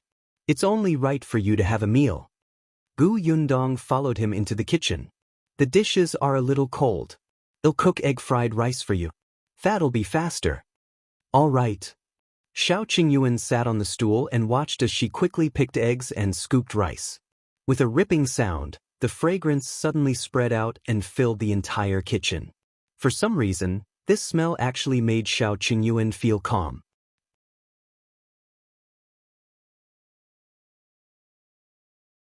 Chapter 65. His previous surname was Li. This is my first time eating egg-fried rice. Shao Qingyuan looked at the big bowl in front of him. The golden eggs and white rice grains were intertwined on it. The grains were distinct. Amidst the smoke, a rich smell kept drilling into his nose, making his appetite increase. Gu Yundong had just taken off her apron and was stunned when she heard that. Then she remembered that he had been treated as a wolf cub. She had heard a lot about Shao Qingyuan in the past 2 days. Shao Qingyuan was carried out of the 9 Tigers Mountain by his grandfather. It was said that he was a newborn baby at that time. At that time, there was the corpse of a wolf beside him. It was unknown how it died. His grandfather's surname was Li. At that time, the Li family's eldest branch only had 2 daughters and had never had a son, so Grandpa Li put Shao Qingyuan under the name of the couple. Later on, the eldest branch gave birth to a son and did not treat Shao Qingyuan very well. When Shao Qingyuan was 14 years old, he was chased out by the eldest branch. Grandpa Li refused to accept it and left the Li family with Shao Qingyuan. However, not long after, Grandpa Li fell seriously ill and passed away. From then on, Shao Qingyuan changed his surname to Shao. This surname was discovered when he was still an infant. Shao Qingyuan's life in the past 10 years was actually not much different from the previous Gu Yundong. Later on, he was alone and probably had never learned how to cook egg-fried rice. However, Gu Yundong did not know that Shao Qingyuan was not just incapable of cooking egg-fried rice. He was simply a kitchen killer, the kind that could burn down half the kitchen with just 1 meal. Ever since Grandpa Li passed away, as long as the weather was hot, he would mostly work in the town and county and buy some food on the streets. Whenever he was in the village, he would buy dry rations and steamed buns in town for a few days. His food was very rough. Gu Yundong was at a loss for words as she watched him gobble down the food. After he finished eating and left, Gu Yundong returned to his room with the warm 40 taels of silver. The 3 of them had already fallen asleep in the room. Gu Yundong's heart was relieved and he quickly fell asleep. However, Shao Qingyuan had returned. At this moment, he was on a roof not far away. One hand was behind his head, and the other was touching his stomach.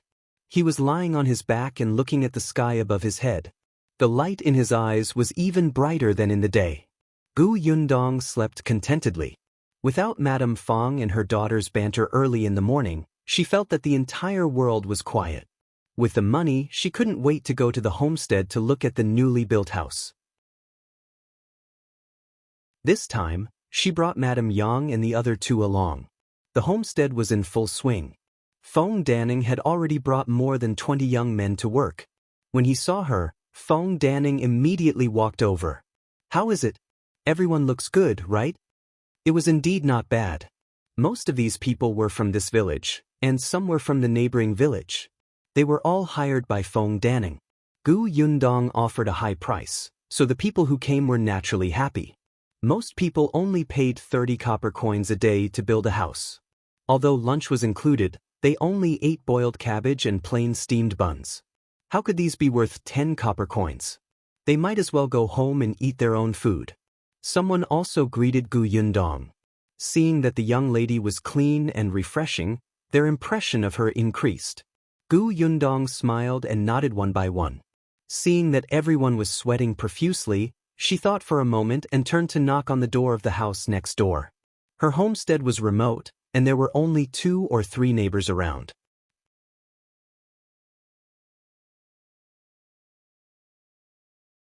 Chapter 66. Zeng family. The family's surname was Zeng, and the house they lived in was not big. The person who opened the door was a 6 or 7-year-old girl. When she saw an unfamiliar person standing at the door, she asked timidly, "Who are you looking for?" As soon as she finished speaking, another woman rushed over and looked at Gu Yundong in confusion. "Hello, Auntie. I'm Gu Yundong, who has just come to Yongfu village. The house next door that is being built belongs to my family. We will be neighbors from now on." One came over firstly to greet Auntie. "I've disturbed you during this period of time. Secondly, I want to ask Auntie for a favor." Gu Yundong said with a smile, her attitude very kind. Madame Dong felt that she was very refined when she heard her speak. She knew that this girl was from the Gu family next door who wanted to build a house of bricks and tiles. They would definitely have a lot of contact in the future, so she quickly retreated and said, "Let's talk first." Gu Yundong entered and casually glanced at the Gu residence's courtyard. It was very clean. The courtyard was not big, and the house looked like it had been in disrepair for a long time. Madame Dong brought her into the central room and asked, "What do you want me to help with? Tell me." "I want to borrow Aunt's kitchen to make a pot of ginger tea," Gu Yundong explained. "The weather is a little cold now. The uncles outside are helping my family build a house and they are sweating. When the wind blows, they will easily catch a cold. Some ginger tea can warm their stomach. I wonder if it's convenient for Aunt?" Madame Dong was only stunned for a moment before she immediately nodded. "It's convenient. Of course it's convenient. It won't take much. Sit for a while.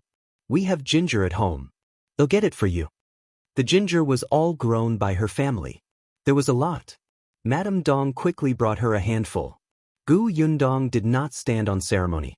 Not only did he borrow ginger and firewood, but he also borrowed their bucket and bowl. After cooking, he carried them out with Madame Yang. Fong Danning was still wondering where she had gone. When he saw her carrying ginger tea over, a trace of surprise flashed across his face. Gu Yundong told him what he meant.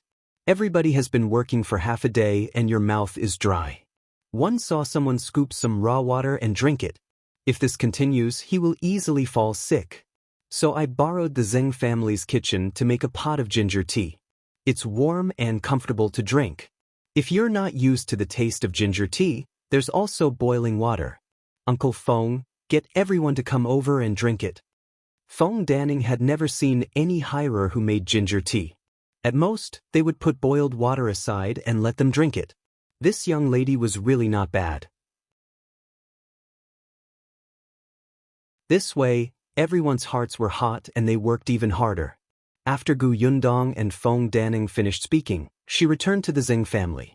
Madame Dong was cleaning up in the kitchen.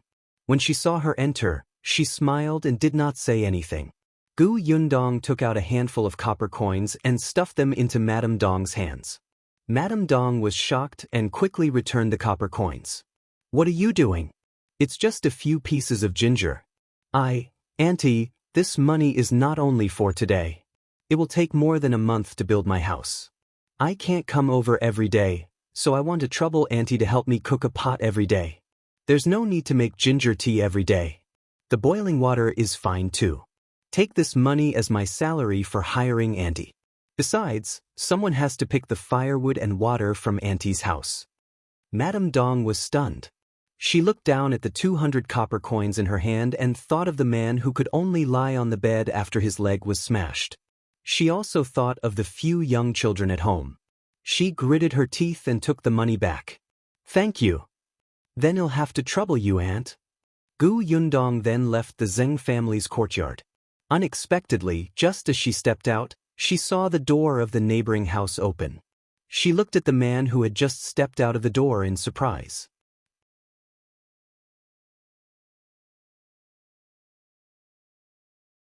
Chapter 67. Finally, here Shao Qingyuan turned around and saw her. He did not say anything. He held a coarse steamed bun in his hand and took a big bite. There were immediately some steamed bun crumbs stuck to his dry lips. It was so dry that it seemed difficult to swallow. Gu Yundong felt as if her throat and eyes were blocked, especially when she saw a small piece of steamed bun fall to the ground and smash into the soil, creating a small pit. Gu Yundong was speechless. How hard was it? Could it be digested? She couldn't help but swallow. Behind her, she heard Madame Dong's hurried footsteps. Yundong, one don't have anything good at home. Those are vegetables planted by my family. There are many in the courtyard. Take them back and eat them. She walked out with a basket in her hand. When she looked up, she saw Shao Qingyuan from next door. It's Qingyuan. You didn't go out today? Why are you eating steamed buns again? How can you eat steamed buns every day? Come to Auntie's house to eat tonight. Madame Dong seemed to be quite familiar with Shao Qingyuan, so she spoke much more casually. Shao Qingyuan took another bite of the hard steamed bun in front of Gu Yundong and said coldly, "No, I'm busy." With that he left. Gu Yundong wanted to ask him if he wanted to drink some water to wash down the food, but he had already disappeared. Madame Dong turned around and saw her expression. She immediately misunderstood and said carefully, "Yundong, don't be afraid. Qingyuan isn't as scary as the villagers say. His house is next door. We've been neighbors for a few years and one knows Qingyuan's character better than those people. He's very good." Gu Yundong was stunned. This was the first time she had heard a positive comment about Shao Qingyuan. Unexpectedly, he lived next door. Wouldn't he be her neighbor in the future? Wasn't this helpful neighbor who was on good terms with her a good thing? Hence, Gu Yundong nodded. I'm not the kind of person who will believe whatever people say. She took the basket from Madame Dong's hand. I want stand on ceremony with the vegetables. Madame Dong heaved a sigh of relief. Just take it. Come back after you're done eating them. Gu Yundong led the three of them back. When they passed by their homestead, they saw that the young men had stopped to rest and drink ginger tea. When she saw them, they immediately greeted her warmly and thanked her very much for the ginger tea. They expressed that their heart would feel warm after drinking it and that they would work hard to reassure her. Gu Yundong nodded and told them to be careful. When she walked over, someone whispered, "This young lady from the Gu family is really good. Not only do we earn a lot of money from working for her, but we also feel comfortable. Sigh, it's a pity that she doesn't know the ways of the world." That's right. There's no adult man in this family to protect her. If she has money, she should hide it. She just arrived in a strange village and doesn't know anyone. She dares to spend so much money to build a green brick and tile house. This is too eye-catching. I reckon the hooligans in the village will soon set their sights on her. Shall we find Brother Feng and ask him to remind the young lady? Okay. Feng Danning had indeed told Gu Yundong to be more careful these few days, especially when she slept at night. He told her to lock the doors and windows, set a trap by the door, and shout if there was any movement. However, he did not expect that that night, a few thieves would sneak into Madame Fang's house. At this moment, Gu Yundong, who was lying on the bed, suddenly opened her eyes. She stared at the dark room and curled his lips slightly. They were finally here.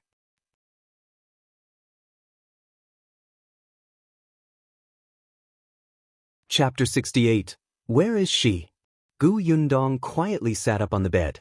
He glanced at the three people who were still sleeping soundly and shook Gu Yunshu awake. The little thing was extremely sleepy and could not help but rub her eyes. He opened his mouth and called out, "Sister, Shu." Gu Yundong lowered her voice and pointed at the door. She said in a low voice, "Do you still remember what one told you before?"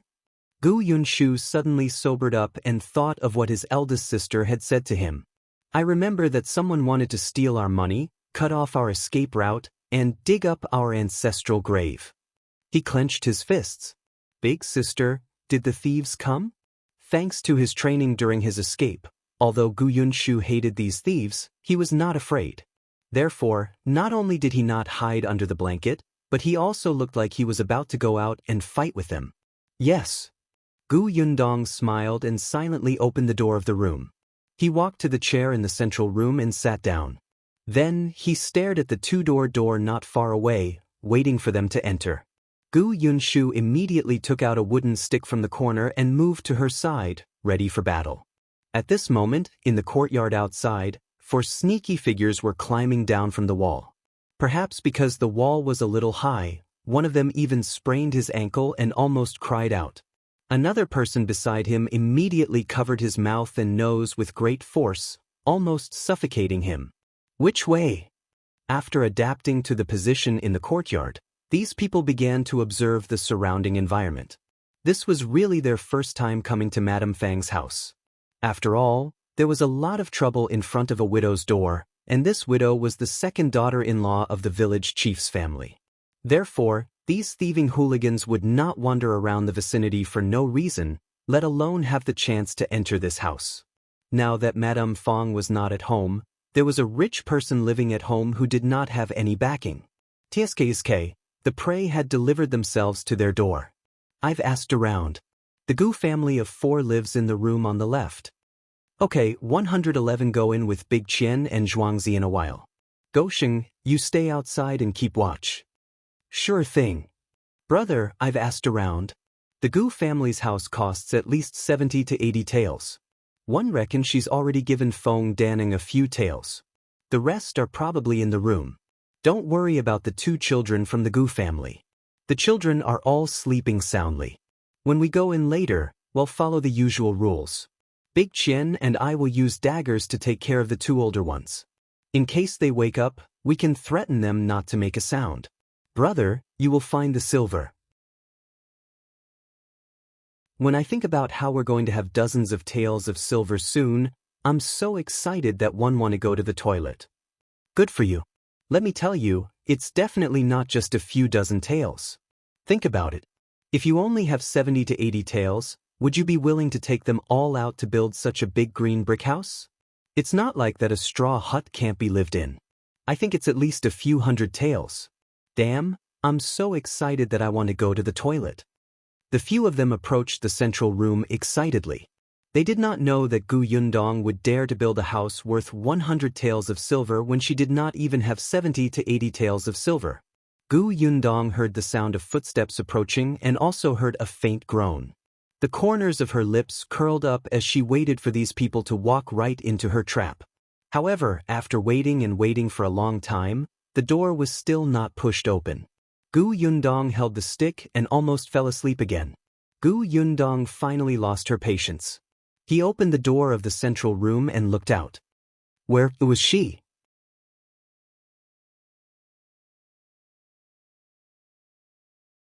Chapter 69. Yes, he did it. The courtyard was cold and empty. Not to mention people, there was not even a shadow.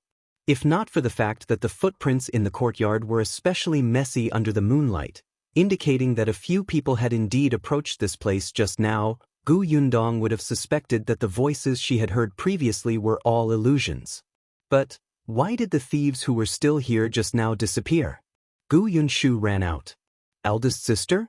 Why is there no one? Gu Yundong rubbed his chin and thought for a while. Could it be that they have other schemes? What? I don't know. Gu Yundong let him enter the house first. She went to the kitchen and toilet to check. There was indeed no one there, so he returned. Gu Yunshu hurriedly asked in a low voice, Eldest sister, Have you found them? No, maybe, they came here tonight to scout the area. That was all she could think of. But for the sake of caution, Gu Yundong did not sleep the entire night and was highly focused. Hence, when she went out the next day, there were obvious dark circles under her eyes. Therefore, she planned to make a trip to the homestead in the morning and catch up on sleep as soon as she returned, in case those thieves came again at night. Unexpectedly, when she went to the Zeng family's courtyard, she saw Shao Qingyuan again. There was no one in the courtyard. Madame Dong was making ginger tea. Her daughter, the 7-year-old girl she had seen yesterday, was helping to light the fire. Her 9-year-old son and 5-year-old son were not at home. They had gone out to collect firewood. Gu Yundong sat down in front of Shao Qingyuan and asked him, "Did Aunt ask you to come for dinner?" "No," Shao Qingyuan said. "I'm waiting for you here." Gu Yundong was surprised. "Waiting for me? What's the matter? Are you going up the mountain to hunt wild boars again? Ah, did you discover the traces of the 3rd wild boar?" "Shao Qingyuan, I didn't go up the mountain for the past 2 days. I was waiting for you to tell you that your house is being targeted." Shao Qingyuan's expression was serious. "Last night, 4 hooligans climbed into your courtyard to steal something. You saw them?" "Yes." Shao Qingyuan nodded. "One knocked them out and took them away. One had to leave their name behind when doing a good deed." Gu Yundong did not know whether to say it or not. Her expression was especially complicated, and her dark circles were even more eye-catching. Shao Qingyuan could not help but frown. "What's wrong?" Gu Yundong thought that he had good intentions and she had to appreciate it. Hence, she tried her best to be tactful and said, "Actually, I've been waiting for the thieves to come to my house for the past 2 days. It's like this. One think that many people will be jealous of my house after it's built. Instead of guarding against people playing tricks all day, it's better to make an example out of them and let everyone see the consequences of having designs on my family. Don't think that my family is easy to bully without an adult man. Last night, I sat in the central room, waiting for them. As she was speaking, she seemed to have heard someone grunt. She originally thought that the thieves had accidentally bumped into something and cried, but it turned out that it was not the case. Shao Qingyuan tightened his grip and pursed his lips tightly. Gu Yundong really had no intention of blaming him. However, Shao Qingyuan took a deep look at her dark circles and suddenly stood up. "Got it." Then he left. His long legs were striding. Gu Yundong did not even have time to say, "Thank you." She touched her forehead and secretly sighed. After exchanging a few words with Madame Dong, Gu Yundong went back and slept for the entire afternoon. She was not particularly sleepy at night. Hence, when she heard the commotion in the courtyard outside, she suddenly sat up from the bed.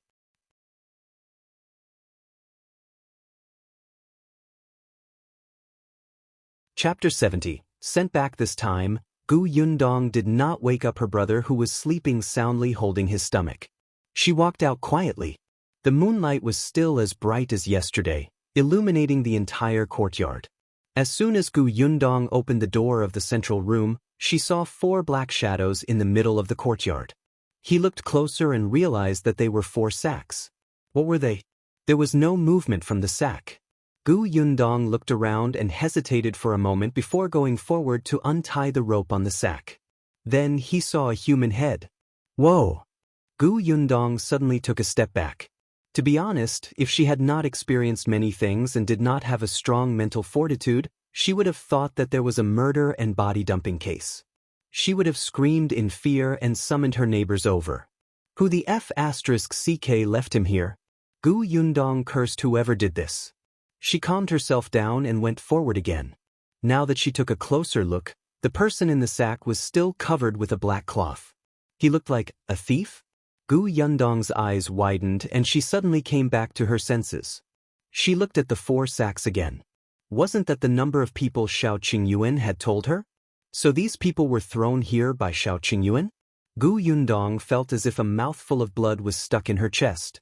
She could not spit it out. Her head hurt. After a while, she went forward and patted the face of the person in the sack. Hey, wake up, wake up. Zhuangzi opened his eyes in a daze. His mind was in a daze for a while. In the next moment he seemed to have thought of something and hurriedly shouted, "Hero!" Before he could say the words "spare my life," his mouth was blocked by a rag.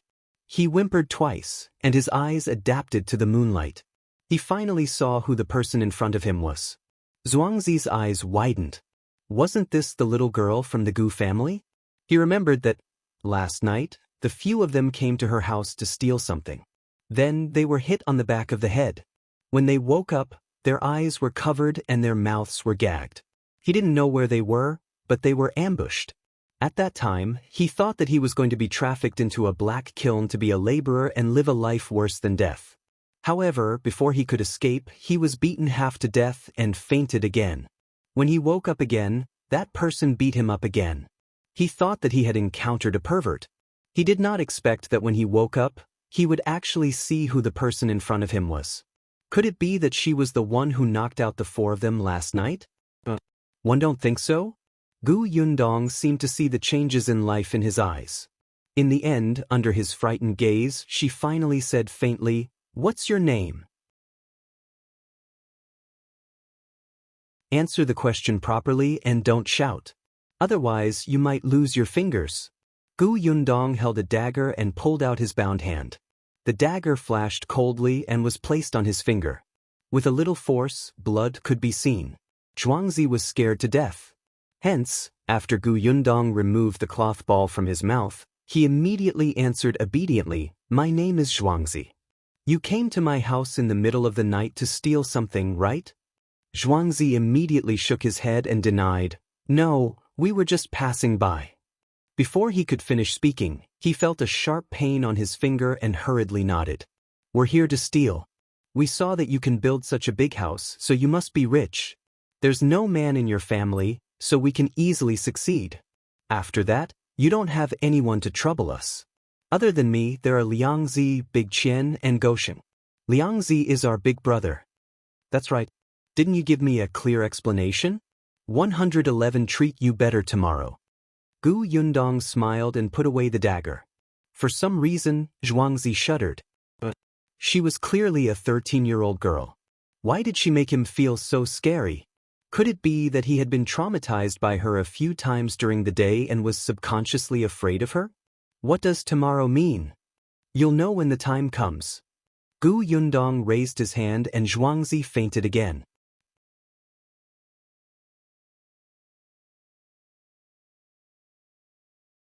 Chapter 71.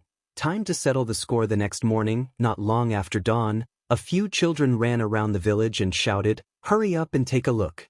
The Gu family has caught thieves. It's Liangzi, Big Qian, and Gosheng." One heard that they were caught on the spot when they were stealing. An adult, who was about to go to the field, could not help but stop the children. "What did you say just now? Who caught those hooligans?" The children were still holding the candy in their hands. As they licked it lovingly and reluctantly, they said, "It's the Gu family that wants to build a green brick house in our village. The four of them have been arrested. Now they're at Second Aunt Chen's house." "What?" An adult beside him had a look of disbelief on his face. "Doesn't the Gu family not even have a strong labor? They still have the ability to catch those hooligans? Don't tell me it's the opposite. Let's go and take a look. One don't think it's possible. Those bastards steal all day long. They're very skilled. They've never been caught on the spot." "That's right. I heard that last time. They even set their sights on Master Wang. There were many men in that family, and 2 chickens were even stolen. Master Wang went to Liangzi's family to settle the score, but because there was no evidence to prove that they did it, he could only suffer. Let's go and see what's going on." The children went all the way and even went to the 4 people's houses to tell them. Gosheng and Big Qian's house was not in Yongfu village. It was in the neighboring village and was not far away. 2 slightly older children got 2 more pieces of candy from Gu Yundong and immediately ran to their houses to inform them. When the people in the village walked to the Chen house in 2s and 3s, they saw 4 people tied up on the trunk of the big tree outside their house. Wasn't it Liangzi and the others? There was a stool beside the tree, and Gu Yundong sat there eating melon seeds. Madame Yang and the others were not around. They should be in the house and had not come out. Everyone stopped in their tracks and did not dare to go forward. It was Feng Daning's wife, Lu Hohot, who came over from behind. She was the first to speak to her. Yundong, what's going on? I heard that these 4 bastards went to your house to steal things and were caught red-handed by you? You caught them? As Feng Daning was building a house for Gu Yundong, he was full of praise when he mentioned her at home. Lu Hohot had only seen Gu Yundong twice. Compared to the other people in the village who had never even spoken to her, she was more familiar with her. Gu Yundong gave her half of the melon seeds. And eat them. I made them myself. Lu Hohot looked at the fragrant melon seeds in her hand in a daze. She could not help but eat one. Yes, it really smelled good. She could not be bothered to ask any more and started eating. This scene made the onlookers, who wanted to know the truth, want to go up and hit her. You haven't eaten melon seeds in half your life, right? Gu Yundong looked around and immediately saw Liangzi and his family from afar. She stuffed the remaining melon seeds into Lu Hohot's hands and clapped her hands. She walked to the 4 of them and woke them up. It's dawn. It's time to settle the score. Wake up. Zhuangzi was the first to open his eyes. When he saw her, he immediately felt his fingers begin to hurt. He immediately squeezed out a very ugly fawning smile. Liangzi was the second to wake up. The moment he opened his eyes, he saw that they were tied up. In front of him was Gu Yundong's harmless face. He immediately shouted angrily, "Stupid girl, did you tie us up? Let go quickly, or 111 sell you to a brothel."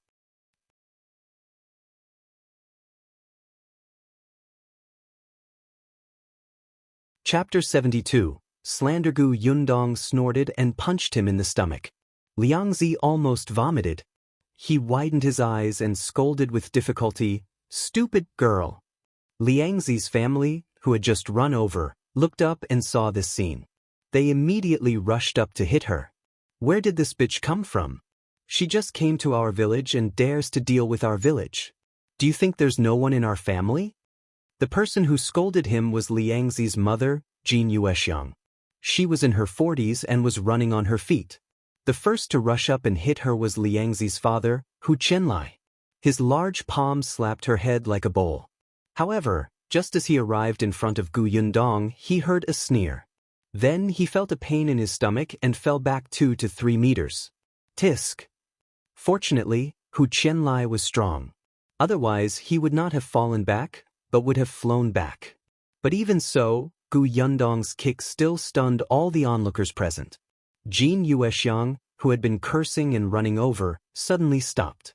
Her voice was stuck in her throat like a duck that could not breathe, and her face was filled with shock. The scene was dead silent. Gu Yundong retracted his leg and patted the bottom of her pants.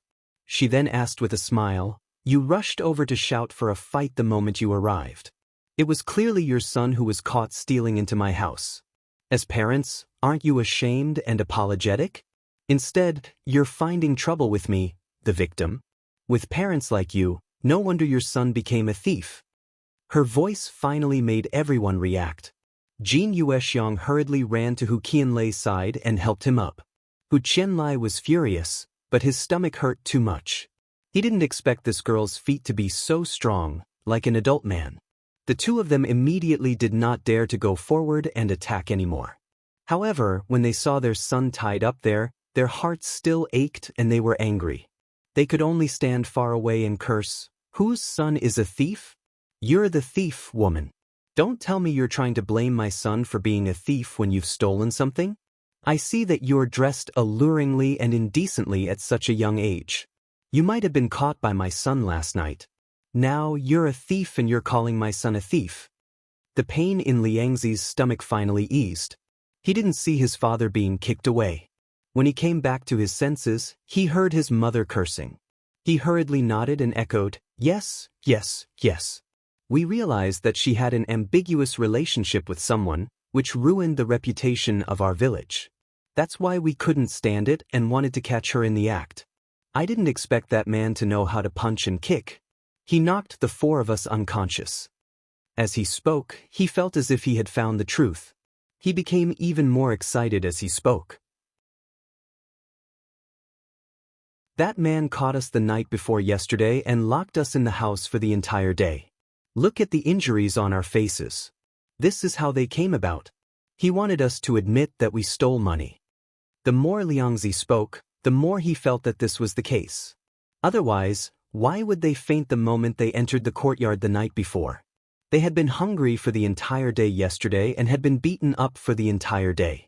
He did not believe that a little girl like Gu Yundong could do this. She definitely had a lover. However, what he said made sense. The surrounding villagers felt that it made sense and began to whisper to each other. On the other hand, Lu Hohat spat out a melon seed shell on Liangzi's face. Are you shameless? Who in our village doesn't know what kind of person you are? Everyone knows how sneaky you are. Aren't you afraid of retribution for slandering a young lady? Liangzi glared at her fiercely. How am one slandering her? I'm not the only one who saw it. If you don't believe me, ask Zhuangzi and the others, right?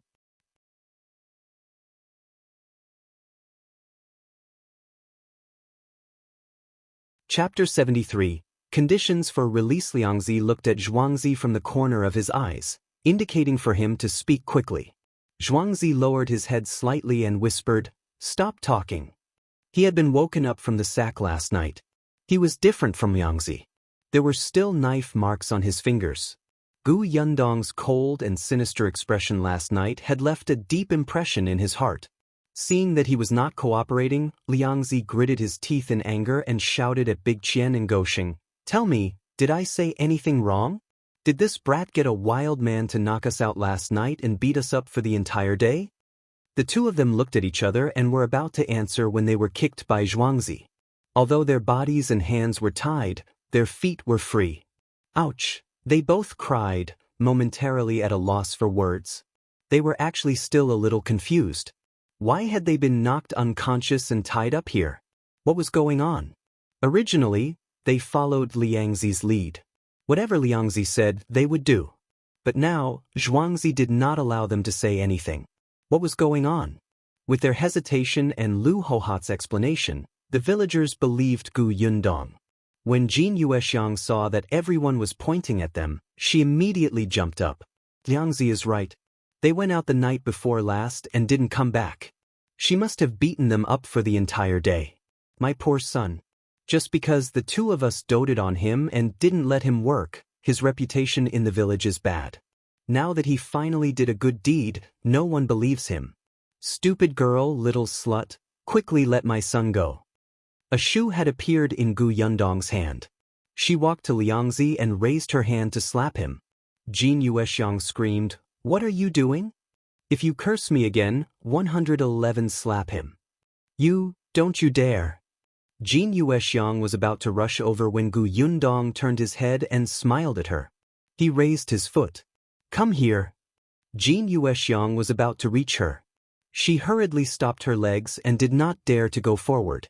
This girl could even kick her man away. If she went up, she might even lose half her life.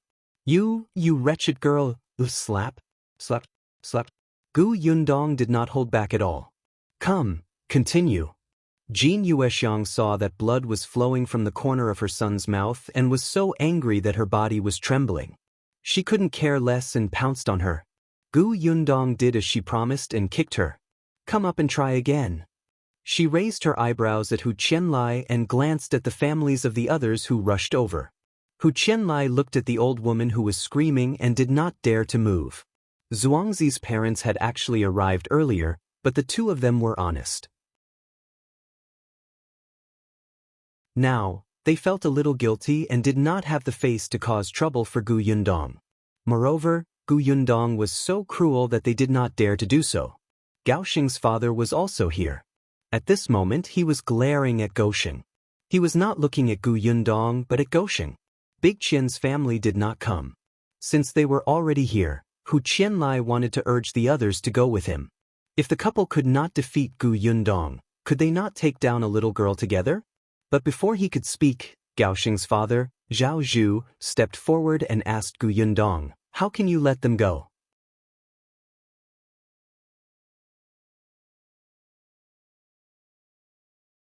Chapter 74. County Magistrate listens to me. Gu Yundong looked at him. Zhao Zhu was quite burly, completely different from Gao Xing's thin and weak appearance.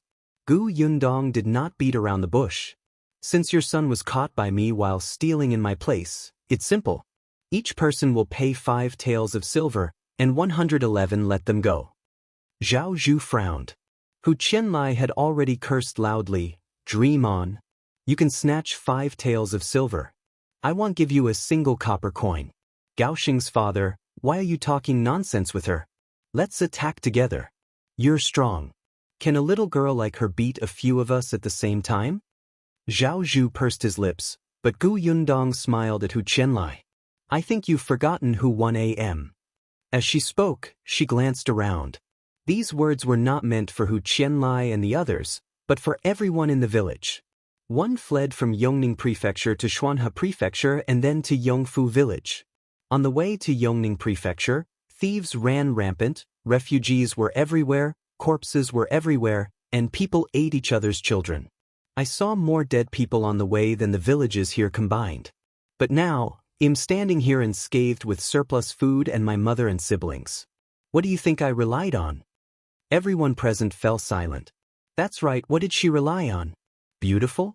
She was about to starve to death. Who would fancy a little girl? Money? Those bandits would snatch it right away. Could it be that you would be safe if you paid a portion? There was only one way to do that, to be ruthless. Look at the 2 kicks she gave Hu Qianlai and Jin Yuexiang just now. Look at the way she held her shoes and slapped Liangzi. How was she like those 13-year-old girls in their village who didn't even dare to argue with others? One came to Yongfu village to settle down, but that doesn't mean I'm easy to bully. If you dare to come to my house to steal, you have to pay the price. Otherwise, don't even think about leaving. You can try. Zhao Zhu stopped talking. Hu Qianlai finally realized that this girl did not seem to be easy to bully. Only Jin Yuexiang did not understand the situation. She pointed at Gu Yundong and shouted, one won't give them any money. If you have the ability, don't let them go. If you have the ability, beat them to death. Do you dare? Gu Yundong shook his head. I wouldn't dare. Jin Yuexiang was pleased. She knew it. Could it be that Gu Yundong dared to kill someone? Escape was escape. So what if she was ruthless back then? Now, in their Yongfu village, could she casually kill someone? She was just bluffing. I wouldn't dare. Since you don't want to pay, I'll beat you up again and report you to the authorities, Gu Yundong said coldly. The smile on Jin Yuexiang's face froze. Report to the authorities? Are you crazy? The commoners were not willing to interact with the government. Entering the government office was not as simple as losing a layer of skin. At that time, it would not be something that could be resolved with 5 taels of silver. That's right. Report it to the officials. When the time comes, let the county magistrate beat them up. They've been stealing for so long. They might be tortured dozens of times to extract a confession. They might be able to spit out a lot of things. When the judgment comes later, you'll have to compensate for everything that has been lost in the village over the years. Jin Yuexiang's expression changed slightly. You're saying that the county magistrate will beat them as you say? As if the county magistrate will listen to you. Let me tell you, if you report it to the officials, you won't be able to gain anything. Gu Yundong raised her eyebrows. How do you know that the county magistrate won't listen to me? Everyone present was stunned. No, it couldn't be, right? Could it be that Gu Yundong knew the county magistrate? After all, this person was not a local. No one knew her background. Seeing how confident she was, the villagers were a little skeptical. However, just as everyone was whispering, a man's voice suddenly sounded from behind the crowd. Why didn't one know that the county magistrate knew a small village girl like you?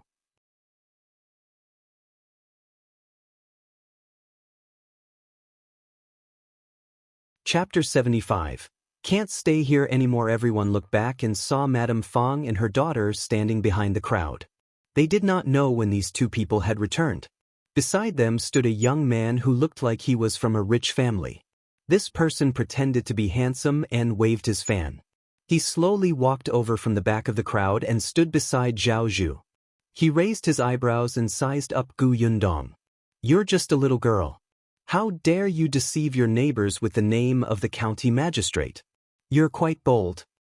Chen Yulan hurriedly followed and introduced him to everyone. This is the young master of the Lu family in the county. Young Master Lu and the young master of the county magistrate's family are classmates and good friends. Yundong, you're too bold. How dare you deceive the county magistrate? If the Lord finds out, you'll be beheaded. Gu Yundong did not know who this person was, but she did not expect Qingyuan to introduce him. Well, there's no problem then. She looked at young Master Lu. Young Master Lu is only familiar with the county magistrate's young master. How do you know who the county magistrate knows? Moreover, even if young Master Lu and the county magistrate are on good terms, so what? Could it be that His Excellency will tell you if everybody he knows? Lu Wei was at a loss for words. That seemed to make sense. In fact, he had only met the county magistrate a few times. Do you really know the county magistrate? Gu Yundong chuckled. If you don't believe me, you can ask him. She did not know the county magistrate, but she knew the prefecture magistrate. Lu Wei was a little uncertain. Seeing that she did not look guilty at all, he hesitated again. 111 Ask another day. Actually, he was just saying. How could he really dare to say these words in front of the county magistrate? Hu Qianlai and Jin Yuexiang were really speechless now. What should they do?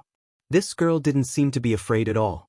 She couldn't really be captured by the officials, right? Liangzi was a son of theirs that they had when they were old. They always spoiled him, which was why he had such a reckless personality. Zhao Zhu was the one who could see the situation clearly. He was straightforward. All right, 5 taels of silver then. Zhuangzi's parents looked at each other and said in a low voice with a bitter expression, our family can't fork out 5 taels of silver now. Can you give us more time? Well, pool it together. Sure. Hu Qianlai was unhappy. He rolled his eyes and said, he's giving you 5 taels of silver, but what did you do to our Liangzi? At most, he'll give you 1 tael. Liangzi was the one who was beaten the most. When he heard this, he was a little unconvinced. Father, mother, I'm really not wrong. This bitch has a man. We were beaten up for the entire day yesterday. Zhuangzi finally couldn't take it anymore. Enough, Liangzi. There's no wild man. The one who captured us was this girl. Bullshit. Gu Yundong lifted her shoes and Liangzi shouted in horror, give it to her, give it to her. His mouth was burning with pain and he began to drool as he spoke. Gu Yundong was satisfied. This person would not be obedient if she did not hit him. They each paid 5 taels of silver, but Big Qian's family did not come. Gu Yundong asked him to write an IOU. Then he untied the rope and let them go. 5 taels of silver was not a small sum. The other villagers also saw that the 4 of them had spent a lot of money. If they wanted to offend her in the future, they would have to think twice. This was Gu Yundong's goal. She had to let them know that if they wanted to bully her family, they had to be prepared to spend money to avoid disaster. In addition, she had deliberately mentioned the county magistrate. Even if these people did not believe her, they would have some scruples. The crowd gradually dispersed. Gu Yundong was about to go back when she saw Chen Liang's second daughter-in-law coming over. Yundong, my father-in-law is back and wants you to go over. Gu Yundong knew that Chen Liang had gone out early in the morning. Now that he was back, he asked her to go over. Did he hear about what happened here? She nodded and went to the village chief's house. Unexpectedly, as soon as she entered, she heard Madame Fang's voice. I don't dare to let such a family stay in my place anymore.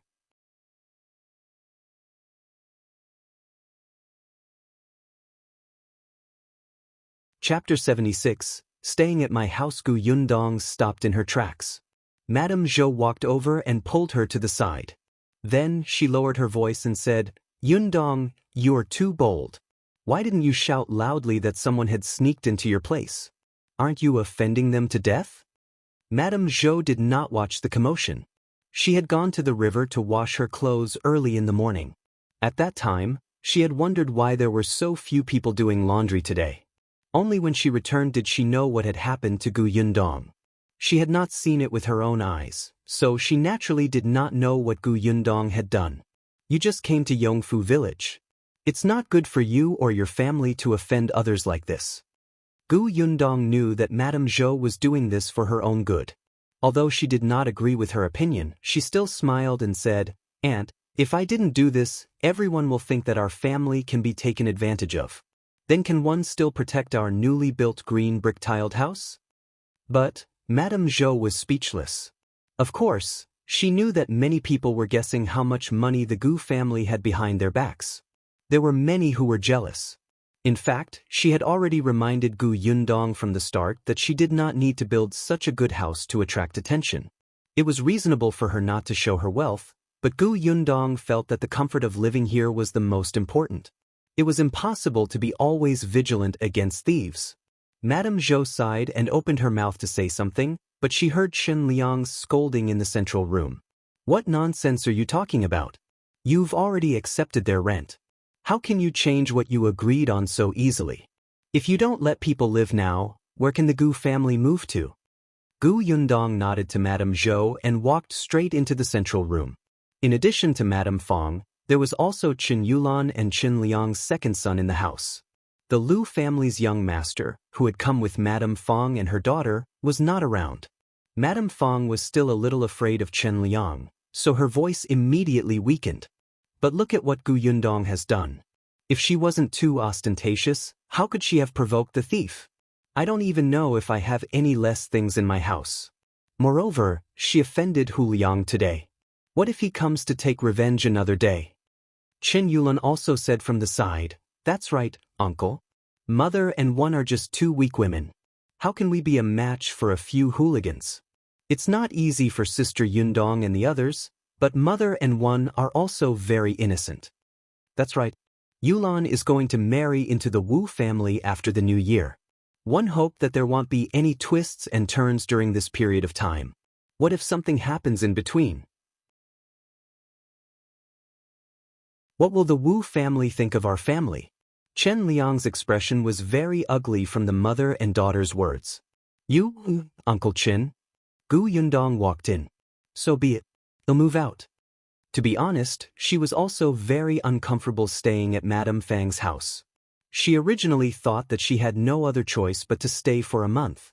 However, from the looks of it, it was not impossible to live in the town.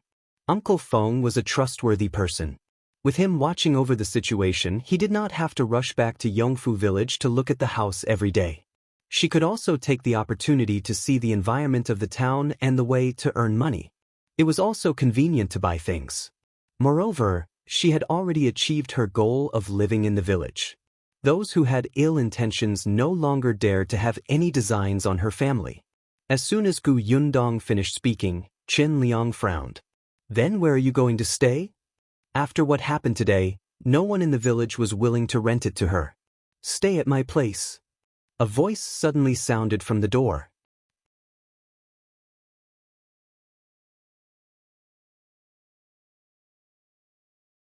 Chapter 77. Gu Yundong's decision. Everyone looked over and saw a woman standing at the door. The woman's voice was so soft that no one could hear what she said. "Was Madame Dong?" Dong Xiulan slowly walked in and stood beside Gu Yundong. She smiled at her. "Yundong, if you don't mind, you can stay at my house." "Stay at your house?" Chen Liang looked at her in surprise. Because the Zeng family lived far away and the couple were quiet, their presence in the village was very low. However, Chen Liang still knew about her family's situation. The house was a little dilapidated. The man in the family had his leg smashed a few months ago and was still lying on the bed. The 3 children were still young. The family of 5 relied on Madame Dong to do some embroidery and exchange for a few copper coins. According to Feng Danning, the Gu family had hired them to cook some ginger tea for everyone to drink every day. It seemed that they were very familiar with each other. Before he could speak, Madame Fong said, "Your house? You have a man in your house. Madame Yang is good-looking, and Gu Yundong is at the age of marriage. If they stay at your house, won't others gossip?" These words were very unpleasant to hear, but they were also the truth. However, Chen Liang still glared at Madame Fong.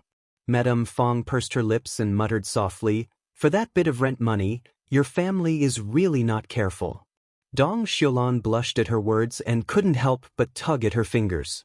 "Village chief, we want gossip if you stay at my house. Qingyuan promised me that he would let my man and big boy stay at his house. It's also convenient. Besides, the Gu family's new house is built next to ours. It's close for her to take a look." Chen Liang was stunned. Shao Qingyuan? That kid lived alone and had 2 rooms at home. Zeng Hu and his son lived in his house, which was not far from home. The problem was not big. However, he did not expect Shao Qingyuan to agree. They had been neighbors for so many years, and the relationship between the 2 families was better than he imagined. Chen Liang thought about it and felt that this was a good idea. If his sister-in-law was unwilling, there was no point in forcing her. It was inconvenient for both families to stay. Hence, Chen Liang turned around and asked Yundong, "Yundong, what do you think?" "Yundong, although my house isn't big, it's quite clean. I'm also grateful to you for taking care of our family and giving me the job of making ginger tea. If you think it's okay, you can stay at my house. When you're busy, the girl and boy at home can help take care of Yunshu and Yunka. The distance is short to the homestead." Gu Yundong hesitated. Madame Dong was right. It was very convenient to stay at her house, especially since Yunshu and Yunka were 2 children. The village chief's Godan had gone to school in town. This was the reason why Chen Liang was not around this morning. He had personally sent his son to his master's house. Although she also wanted to send Yunshu, she had to wait until she settled down. It would be good to have someone take her around the village during this period of time. Gu Yunka basically didn't go out much. Madame Yang and Madame Dong could talk, and she could rest assured if she went to the river to wash clothes. Yes, she actually felt that this idea was not bad. Gu Yundong was about to nod when Madame Fong sneered. "You make it sound so nice. Isn't it for money?" Dong Xiulan was a little angry. She had sincerely wanted to invite Gu Yundong over, but she had never thought about the rent. Gu Yundong ignored Madame Fong and smiled at Madame Dong. "All right, then 111 have to trouble auntie." Dong Xiulan immediately waved her hands happily. "No trouble, no trouble." Madame Fong snorted again and turned to leave. Gu Yundong finally looked at her. "Wait a minute."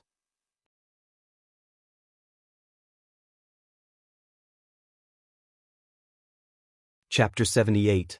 Anger you to death. Madame Fong turned around and asked angrily, "What are you doing? Since I'm no longer staying at your house, it's time to return the 200 copper coins to me." Madame Fong was unhappy. "Return them? You're the one who caused trouble for our family. Those 200 copper coins aren't even enough to compensate us." Chen Liang really didn't know that Madame Fong was such an unreasonable person before today. His face darkened. "Give them back. You were the one who didn't keep your promise first. You should return the money to her." Madame Fong wanted to say something, but Qin Yulan tugged at her clothes. She could only say indignantly, "Fine, I'll return them." However, their family has been living here for a few days. It's impossible to return all 200 copper coins. At most, it's 100 copper coins. Gu Yundong smiled and said, "Since you want to calculate it this way, let's calculate it clearly. 200 copper coins is a month's rent. It's less than 7 copper coins a day. We've lived for 6 days, which is 40 copper coins. Return 160 copper coins. Actually, according to the normal contract, you broke the contract and refused to let us stay because of unknown dangers in the future. You should compensate us at least twice the amount. But for the sake of the village chief, forget it. I don't want to tangle with you anymore. Pay up." Madame Fang's eyes widened. "What are you talking about? You want us to compensate you? That's impossible. At most, it's 100 copper coins. That's all I have." Gu Yundong smiled in a very friendly manner. "Aunt Fong, did you not see the scene of Hu Liang's 4 families compensating me just now? It was really a confusing thing. Do you want me to help you recall? What's the difference between you and those hooligans?" Madame Fong recalled Hu Liang's face that had been beaten into a pig's head. She immediately felt a little afraid. She could not help but hide behind Qingyuan. Uncle, look at what she's saying. She's threatening me. I'm the daughter-in-law of the Qin family. She's too much. Madame Zhou sneered. The daughter-in-law of the Qin family can't be unreasonable. Wouldn't nothing happen if sister-in-law returns the money to her?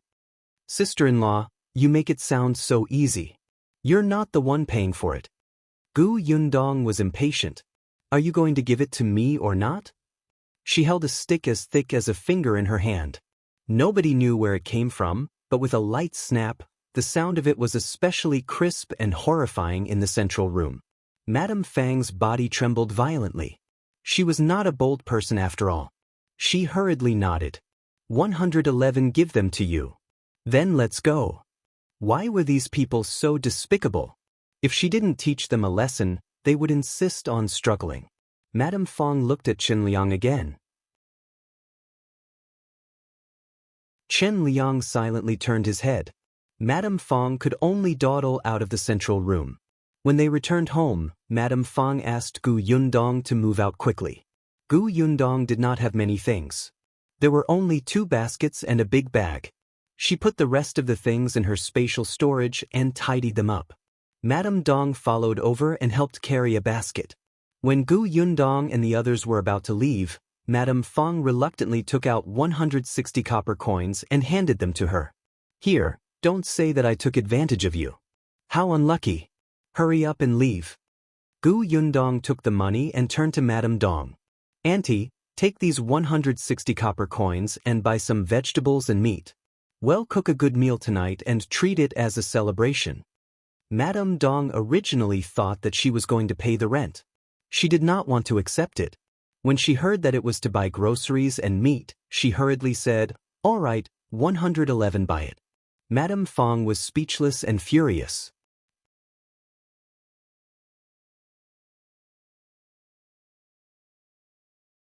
Chapter 79. Moving. Gu Yundong led Madame Yang and the other 2 to the Zeng house.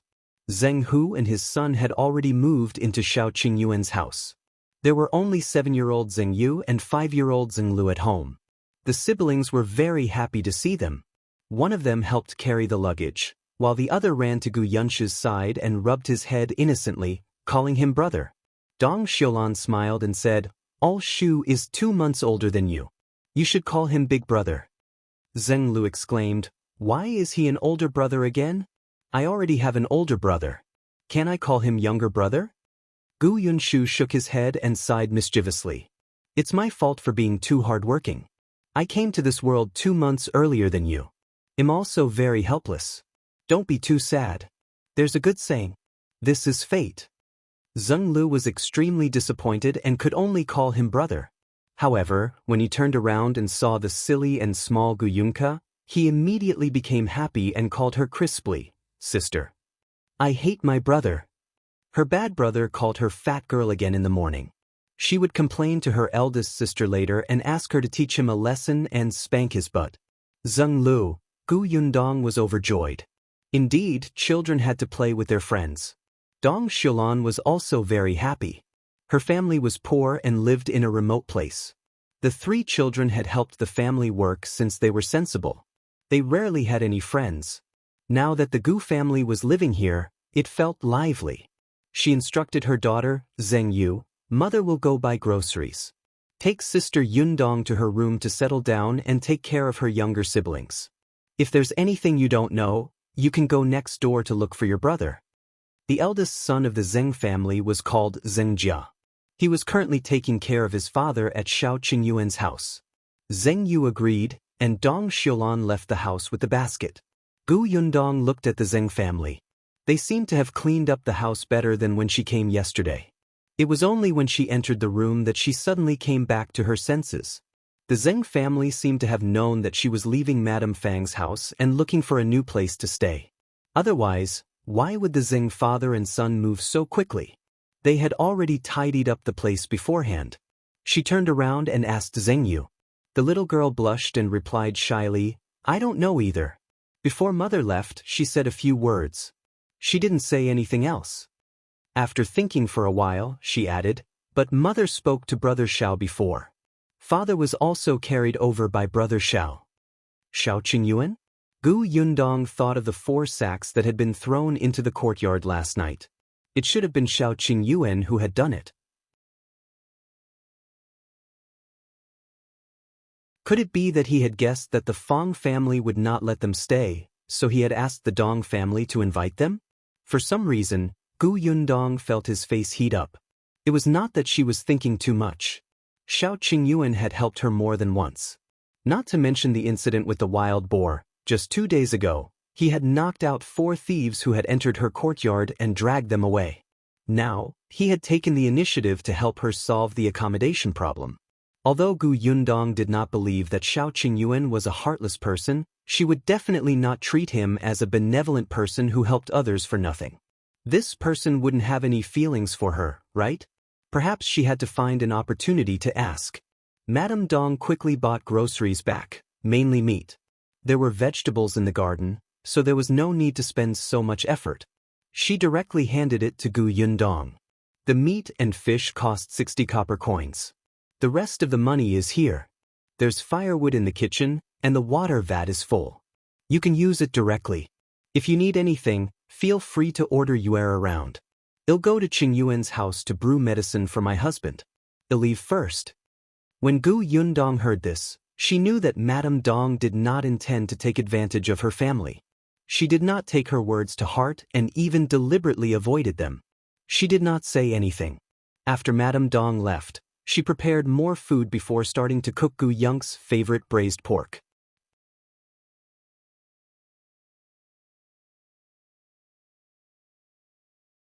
Chapter 80. 60 feet high Rungu Yundong was not a petty person. If others were friendly to her, she would naturally be generous. But if it was someone like Madame Fong, she did not even want to give her a single grain of salt. Gu Yung's eyes lit up as she looked at her elder sister's braised pork. As she swallowed, she said to Zeng Yu, "The braised pork is delicious. It's oily, fragrant, and soft. Take a bite." "Wow, I'll jump." "You'll swallow it with a gulp." Zeng Yu tried her best not to look at the meat, but she could not close her ears. When she heard the little girl's yearning expression, she could not help but salivate. Hence, after a pause, she let go of Gu Yung's hand and said, "I'll go outside to water the vegetables." With that, she ran away. The little girl looked at her fleeing back in confusion. "Wait, haven't you watered them?" Gu Yundong glanced at her with a smile. "You go and sit at the side. Be careful that the oil spills and you'll scream in pain again." "No, I won't. That's my brother." The little girl threw the blame on Gu Yunshu without hesitation. She explained with a serious expression, but she still turned around to look for Zeng Yu. Gu Yundong quickly cooked the braised pork. She took the fish to make soup. Thinking that the young lady liked boiled eggs, she cracked a few more eggs. There were a lot of vegetables in the backyard of the Zeng family. Gu Yundong asked Zeng Yu to pick some beans, a few potatoes and eggplants, and a cabbage. The eggplants were roasted with beans, and sour and spicy shredded potatoes, and she made cabbage noodles. She had cooked a lot, so almost 6 dishes were enough.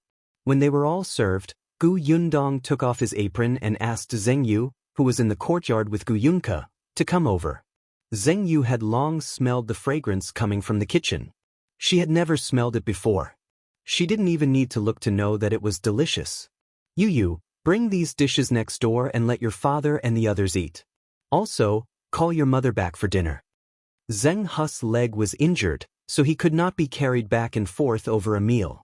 Thus, Gu Yundong had already divided 2 portions of food. Zeng Yu was stunned. After a moment, she hurriedly shook her head. No. This is your food. We have food. Yu, I'm moving today. Shouldn't we celebrate? Aren't you willing to celebrate with us?" Gu Yundong interrupted her. Zeng Yu hurriedly shook her head again. Yes. Then bring it over." Zeng Yu was no match for her. It was not right to say that she did not want to eat it, and it was even more wrong to eat it. After some thought, she turned around and ran away to ask her mother. Gu Yundong sighed. She was in a difficult position because she liked to take advantage of others. She was also in a difficult position because she was unwilling to take advantage of others. Life was so difficult. She simply went out to call Gu Yunshu. This kid and Zeng Lu were watching people build houses at the edge of the homestead. At the same time, she introduced Zeng Lu to where his room was. Even if he was spouting nonsense and his finger was pointing at a wrong place, Zeng Lu nodded repeatedly, indicating that this little brother who was 2 months older than him was amazing. When Gu Yundong went to call him, Gu Yunshu was still unsatisfied and was saying that his room was 60 feet tall. Gu Yundong staggered and almost fell to the ground. 60 feet was 20 meters. How could you be so capable? The room was so high? Did you want to go to the sky? She slapped him on the side of the head and told him to get to work. Gu Yunshu carried the dishes to Shao Qingyuan's house next door. As soon as he left, there was a knock on the door.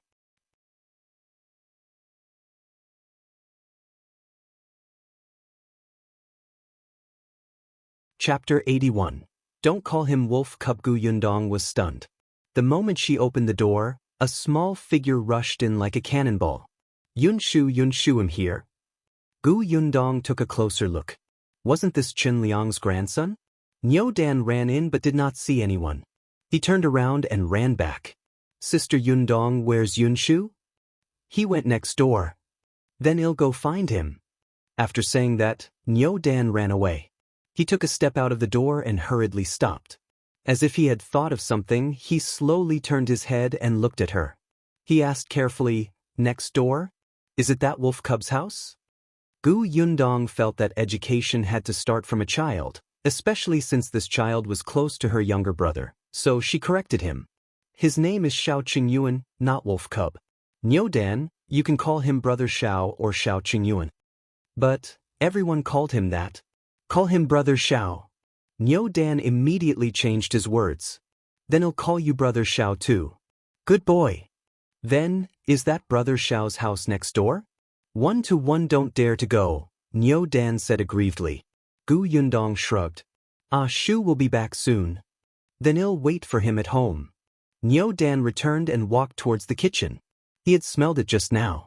The kitchen smelled so fragrant. He wondered what it was. Unexpectedly, as soon as he walked into the kitchen, he saw a small figure leaning on the table with a spoon. She was staring at the plate of meat in the middle, her little nose twitching as she tried to smell it. Niu Dan also sniffed hard twice.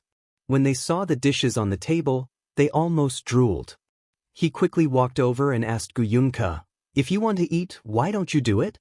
Gu Yunka did not even turn around. Eldest sister said that before everyone is here, we can't eat yet. Otherwise, she'll slap my hand. I'll smell the food first. Oh. Niu Dan climbed onto the stool and stared at the dishes in front of him. As he watched, he could not help but lean on the table and sniffle with Gu Yunka. When Gu Yunshu returned from delivering the vegetables, he heard from his eldest sister that Niu Dan had come to look for him in the kitchen. He quickly brought Zeng Lu in. Unexpectedly, as soon as he entered, he saw 2 little heads lying on the edge of the table, taking deep breaths with an intoxicated expression. Gu Yunshu's lips twitched as he walked to Niu Dan's side. Niu Dan, why are you looking for me? Niu Dan did not answer. It smelled so good. Compared to this, it felt like the meat his mother made was grass. Gu Yunshu simply pulled him off the stool. Niu Dan, why are you looking for me? I want to eat braised pork, Niu Dan replied subconsciously. Gu Yunshu exclaimed, huh? Niu Dan suddenly reacted. He wiped the saliva that almost flowed out and hurriedly said, I came to tell you that I was praised by Sir today. What for? Niu Dan chuckled. I know all the words that Sir taught me today. It's the ones you taught me 2 days ago. Sir said that I was especially smart and talented. So when one came back, I didn't even go home. One came straight to look for you. Actually, Qinliang also knew how to read. He had taught him before sending Niu Dan to school, but Niu Dan could not remember anything. If he learned something today, he would forget it tomorrow. It was not until he played with Gu Yunshu 2 days ago and talked about school that he learned a few words. Needless to say, the 2 children really learned. Gu Yunshu was also very happy. Then study hard. Don't let Sir down. Then shouldn't we eat braised pork to celebrate such a happy day today? Gu Yunshu,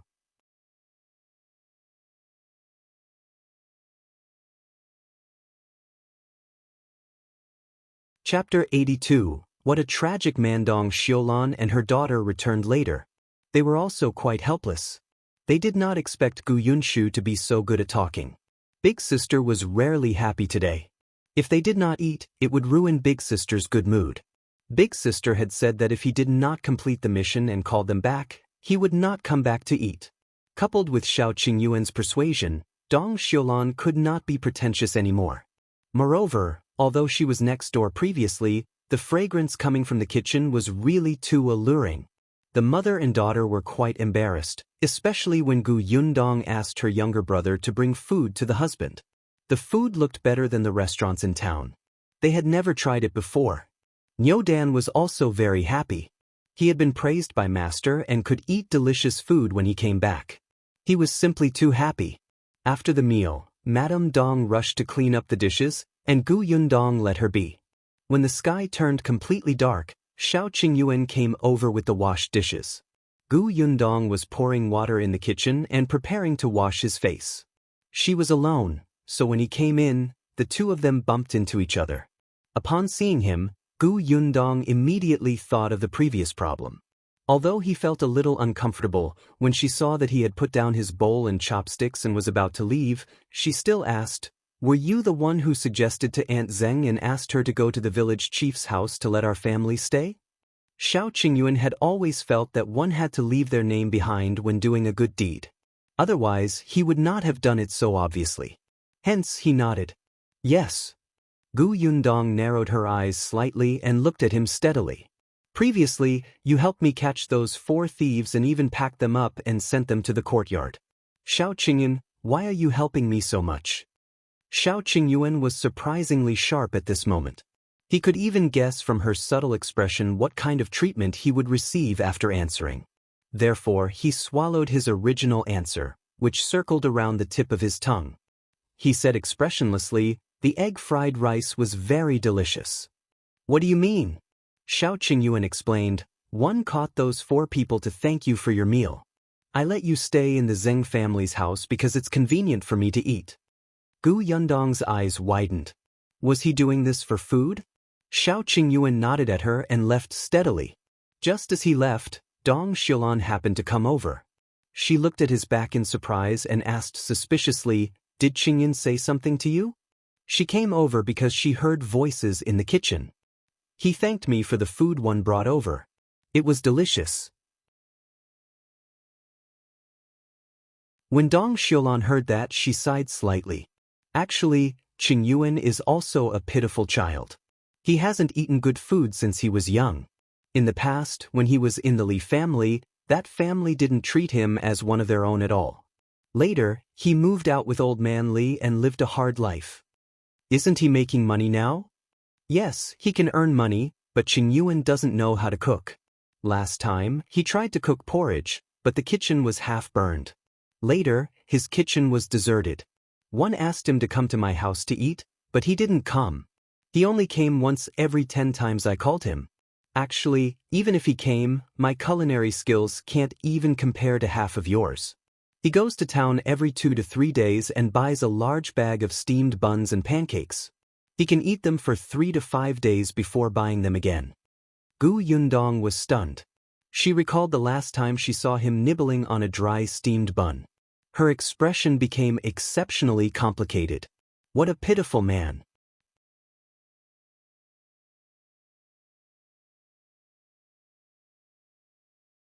Chapter 83:1 will definitely find father. After listening to Shao Qingyuan's explanation, Gu Yundong felt a little ashamed of her wild guesses. Sigh, he had suffered for so many years. He just wanted to eat something delicious. Look at how dirty she thought of him. It was not a big deal to cook another person's food. After all, he had helped her so much just to satisfy her appetite. Gu Yundong despised herself as he returned to his room. As soon as the door was closed, Shao Qingyuan went up the wall and sat on the wall next door, looking in her direction. He had been too hasty. She was more vigilant than he had imagined. She must have encountered a lot of things on the way to escape. Now, she did not trust people very much, especially people who did not ask for anything in return. She was exceptionally vigilant. He had clearly heard her forbid Niu Dan from calling him a wolf cub. Shao Qingyuan frowned and jumped down from the wall. Gu Yundong, on the other hand, slept much more comfortably after changing the environment. Dong Xiulan had tidied up their room very well. She did not deliberately teach them a lesson like Madame Fong and her daughter. It gave off a very warm feeling. However, in the middle of the night, she was woken up by a low cry. Gu Yundong suddenly opened his eyes and looked around. He realized that it was his mother, Madame Yang, who was crying. She was stunned for a moment before she quickly went to Madame Yang's side and called her softly, "Mother, mother, are you feeling unwell?" Due to her intelligence, Madame Yang's emotions did not fluctuate much. Unless she was hurt, she would not cry. Gu Yundong called her for a long time, but Madame Yang seemed to be possessed. She refused to wake up no matter what. There were even 2 streaks of tears at the corners of her eyes. Gu Yundong was afraid that something was wrong with her head. She raised her voice and pinched her nose. "Mother, wake up. Mother?" Gu Yunshu was woken up. He rubbed his eyes and immediately woke up when he saw the situation. "Big sister, what's wrong?" Gu Yundong could not be bothered to answer his question. He pinched her nose and Madame Yang finally woke up. She looked at Gu Yundong in a daze and suddenly hugged her. "Dajiang, Dajiang, Dajiang? Gu Dajiang?" Gu Yundong did not expect her mother to dream of Gu Dajiang and cry so miserably. She thought that her mother's intelligence was only at the age of 4 or 5 and that she would no longer understand the relationship between a man and a woman. But now, it seemed that she had taken it for granted. Gu Yundong allowed her mother to hug her. She patted her back and comforted her softly. It's all right. You had a nightmare. You'll be fine when you wake up." Madame Yang was crying uncontrollably. However, she was not wailing.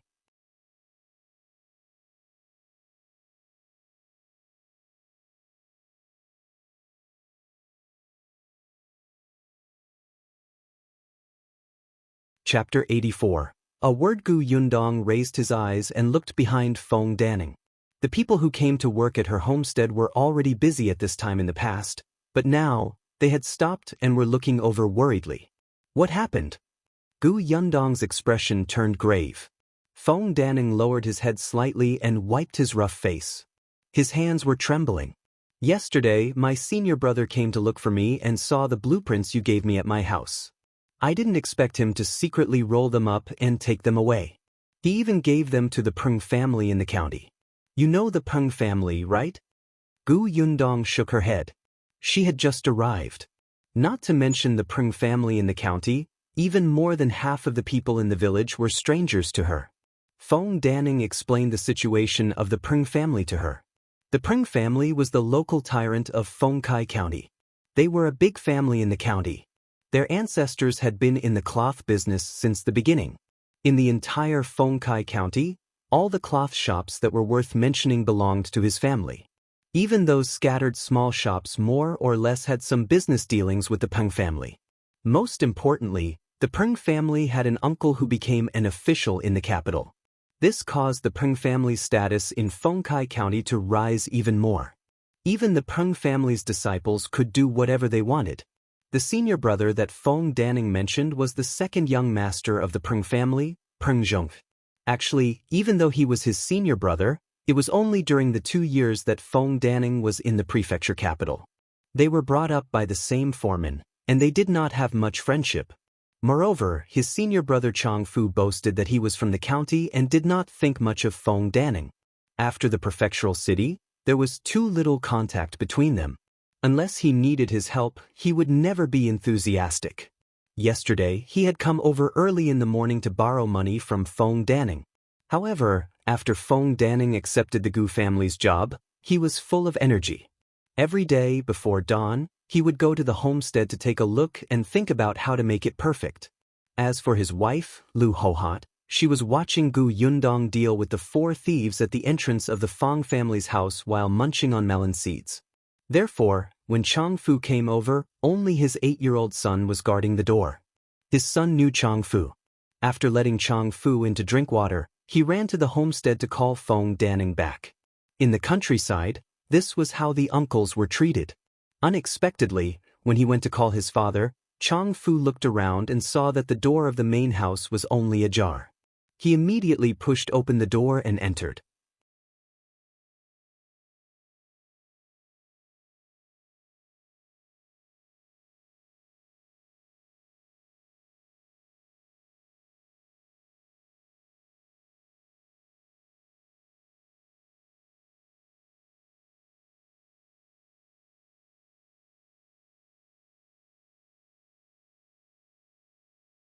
Chapter 86. The Gu family is finished. The person who came out was Jin Yuexiang, Liangzi's mother. Yesterday morning, they had lost 5 taels of silver. Hu Liang was even beaten up until he was covered in injuries. Just thinking about it made him feel aggrieved and indignant. This was especially true for Jin Yuexiang. She had always doted on her youngest son the most like a treasure. Even if he usually stole things, she would spit back when the villagers came to ask for an explanation. Not only would others not receive compensation, but they would also be scolded badly by her. Because of this, Jin Yuexiang became even more complacent. The more she fought, the more invincible she became. However, she did not expect to suffer a huge setback at the hands of a young lady yesterday. She could not beat her verbally or physically, and she even lost so much silver. The more she thought about it, the more her heart burned, and the more she couldn't fall asleep. But she did not dare to look for Gu Yundong. After pondering for a while, she thought of Madame Yang. Madame Yang was a fool. Even if she was bullied, she might not complain. She could even get Madame Yang to compensate her with the 5 taels of silver. Yes, her thoughts were exactly the same as Madame Fang's back then. Hence, she came over early in the morning. She hid behind the haystack and did not dare to move, waiting for Madame Yang to come out alone. Unexpectedly, Madame Yang did not appear. Instead, she waited for Feng Danning to come over and heard such explosive and exciting news. The Peng family, that was the Peng family. Gu Yundong had offended the Peng family. She had not only kept her tail between her legs, but had rushed to find trouble. She was definitely dead now. Jin Yuexiang was so excited that her face turned red.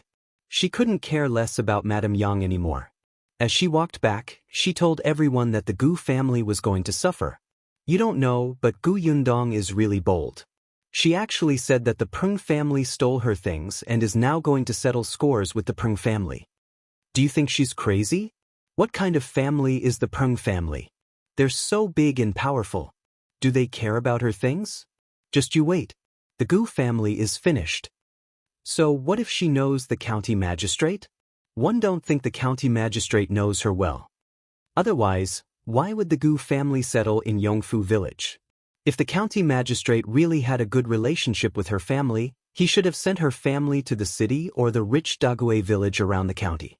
Jin Yuexiang was not experienced enough to know that settling down was not so easy.